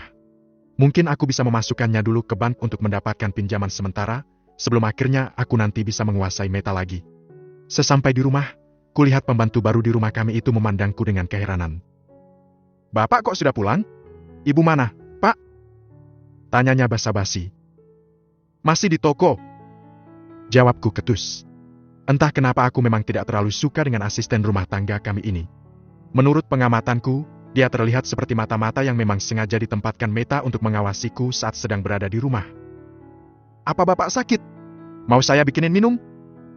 Tawarnya. Dahlah nggak usah, aku mau istirahat, kamu nggak usah banyak tanya. Ujarku. Lalu aku pun bergegas ke kamar dan tak lupa menutup pintunya rapat-rapat. Tak boleh ada yang tahu apa yang akan kulakukan di dalam kamarku. Setelah kurasa aman, aku pun segera mengacak-acak isi lemari kami. Kuingat-ingat lagi di mana Meta dulu meletakkan berkas-berkas penting di lemari kami. Namun setengah jam kemudian tetap belum juga kutemukan apa yang kucari. Apa dia juga sudah menyembunyikan semua surat-surat penting kami? Karena sedari tadi tak kulihat satupun surat-surat penting di sana. Aku makin kesal karena 1 jam kemudian aku tetap tak menemukan apapun di kamar kami. Hingga akhirnya aku pun berinisiatif menelpon Meta. Sayang, surat mobil ada di mana? Tanyaku dengan nada biasa seolah aku tak sedang sangat membutuhkan benda itu. Surat mobil? Mau buat apa, Pak? Tanyanya balik. Aku cuma mau nengok tanggal pajak. Takutnya telat nanti. Bohongku padanya. Masih lama pajaknya. Masa lupa? Memangnya bulan apa? Apa kamu ingat, Mah? Iya ingatlah. Masa mobil sendiri nggak ingat kapan harus pajak? Katanya seperti menyindir. Ditaruh di mana sih? Coba aku lihat dulu. Nanti kamu salah lagi, Mah. Desakku. Sebenarnya, Papa ini mau nengokin tanggal pajak atau mau ambil surat mobilnya? Aku terkejut mendengar ucapannya. Bagaimana dia bisa tahu? Maksud kamu? Kamu nggak percaya lagi sama suami kamu sendiri? Kamu tenang saja, Pak. Semua surat-surat berharga sudah di tempat yang aman, jangan khawatir. Masalah pajak juga tidak usah dipikirkan. Aku yang akan mengurusnya nanti. Apa? Maksudnya apa sih ini, Mah? Untuk apa diamankan? Kamu pikir aku akan nyolong gitu di rumah sendiri? Gak usah panik dan gak perlu khawatir gitu. Gak akan aku apa-apakan surat-suratnya, Pak. Semua akan aku keluarkan nanti pada waktunya. Pada waktunya? Maksudnya? Jangan keterlaluan deh, Mah. Kalau begini caranya, aku gak bisa biarkan kamu makin hari makin seperti ini. Aku juga punya hak untuk semua harta kita, Mah. Gak bisa seenaknya dong kamu kuasai semuanya. Aku mulai emosi lagi. Panik banget sih, Pak. Yang mau menguasai harta itu juga siapa? Aku cuma menyimpannya di tempat yang aman. Aku gak mau harta kita jatuh ke tangan yang gak berhak. Nanti Papa juga akan dapat bagian kok. Tenang saja, gak usah ribut. Ketusnya. Maksudnya dapat bagian gimana? Semuanya nanti akan dapat bagiannya sendiri-sendiri. Aku, kamu, Ibas, terutama Ibas.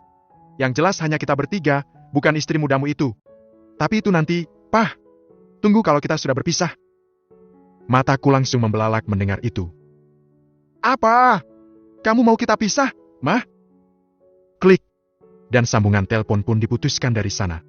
Jadi, Meta sudah ternyata berniat berpisah dari aku? Dan dia sudah menyiapkan semuanya? mengamankan semua aset kami agar aku tak bisa mengambil apapun dari situ? Argug! Aku berteriak kencang di dalam kamar saking frustasinya, hingga tak lama kemudian terdengar suara ketukan di pintu kamar. Pak! Bapak! Bapak nggak apa-apa kan, Pak?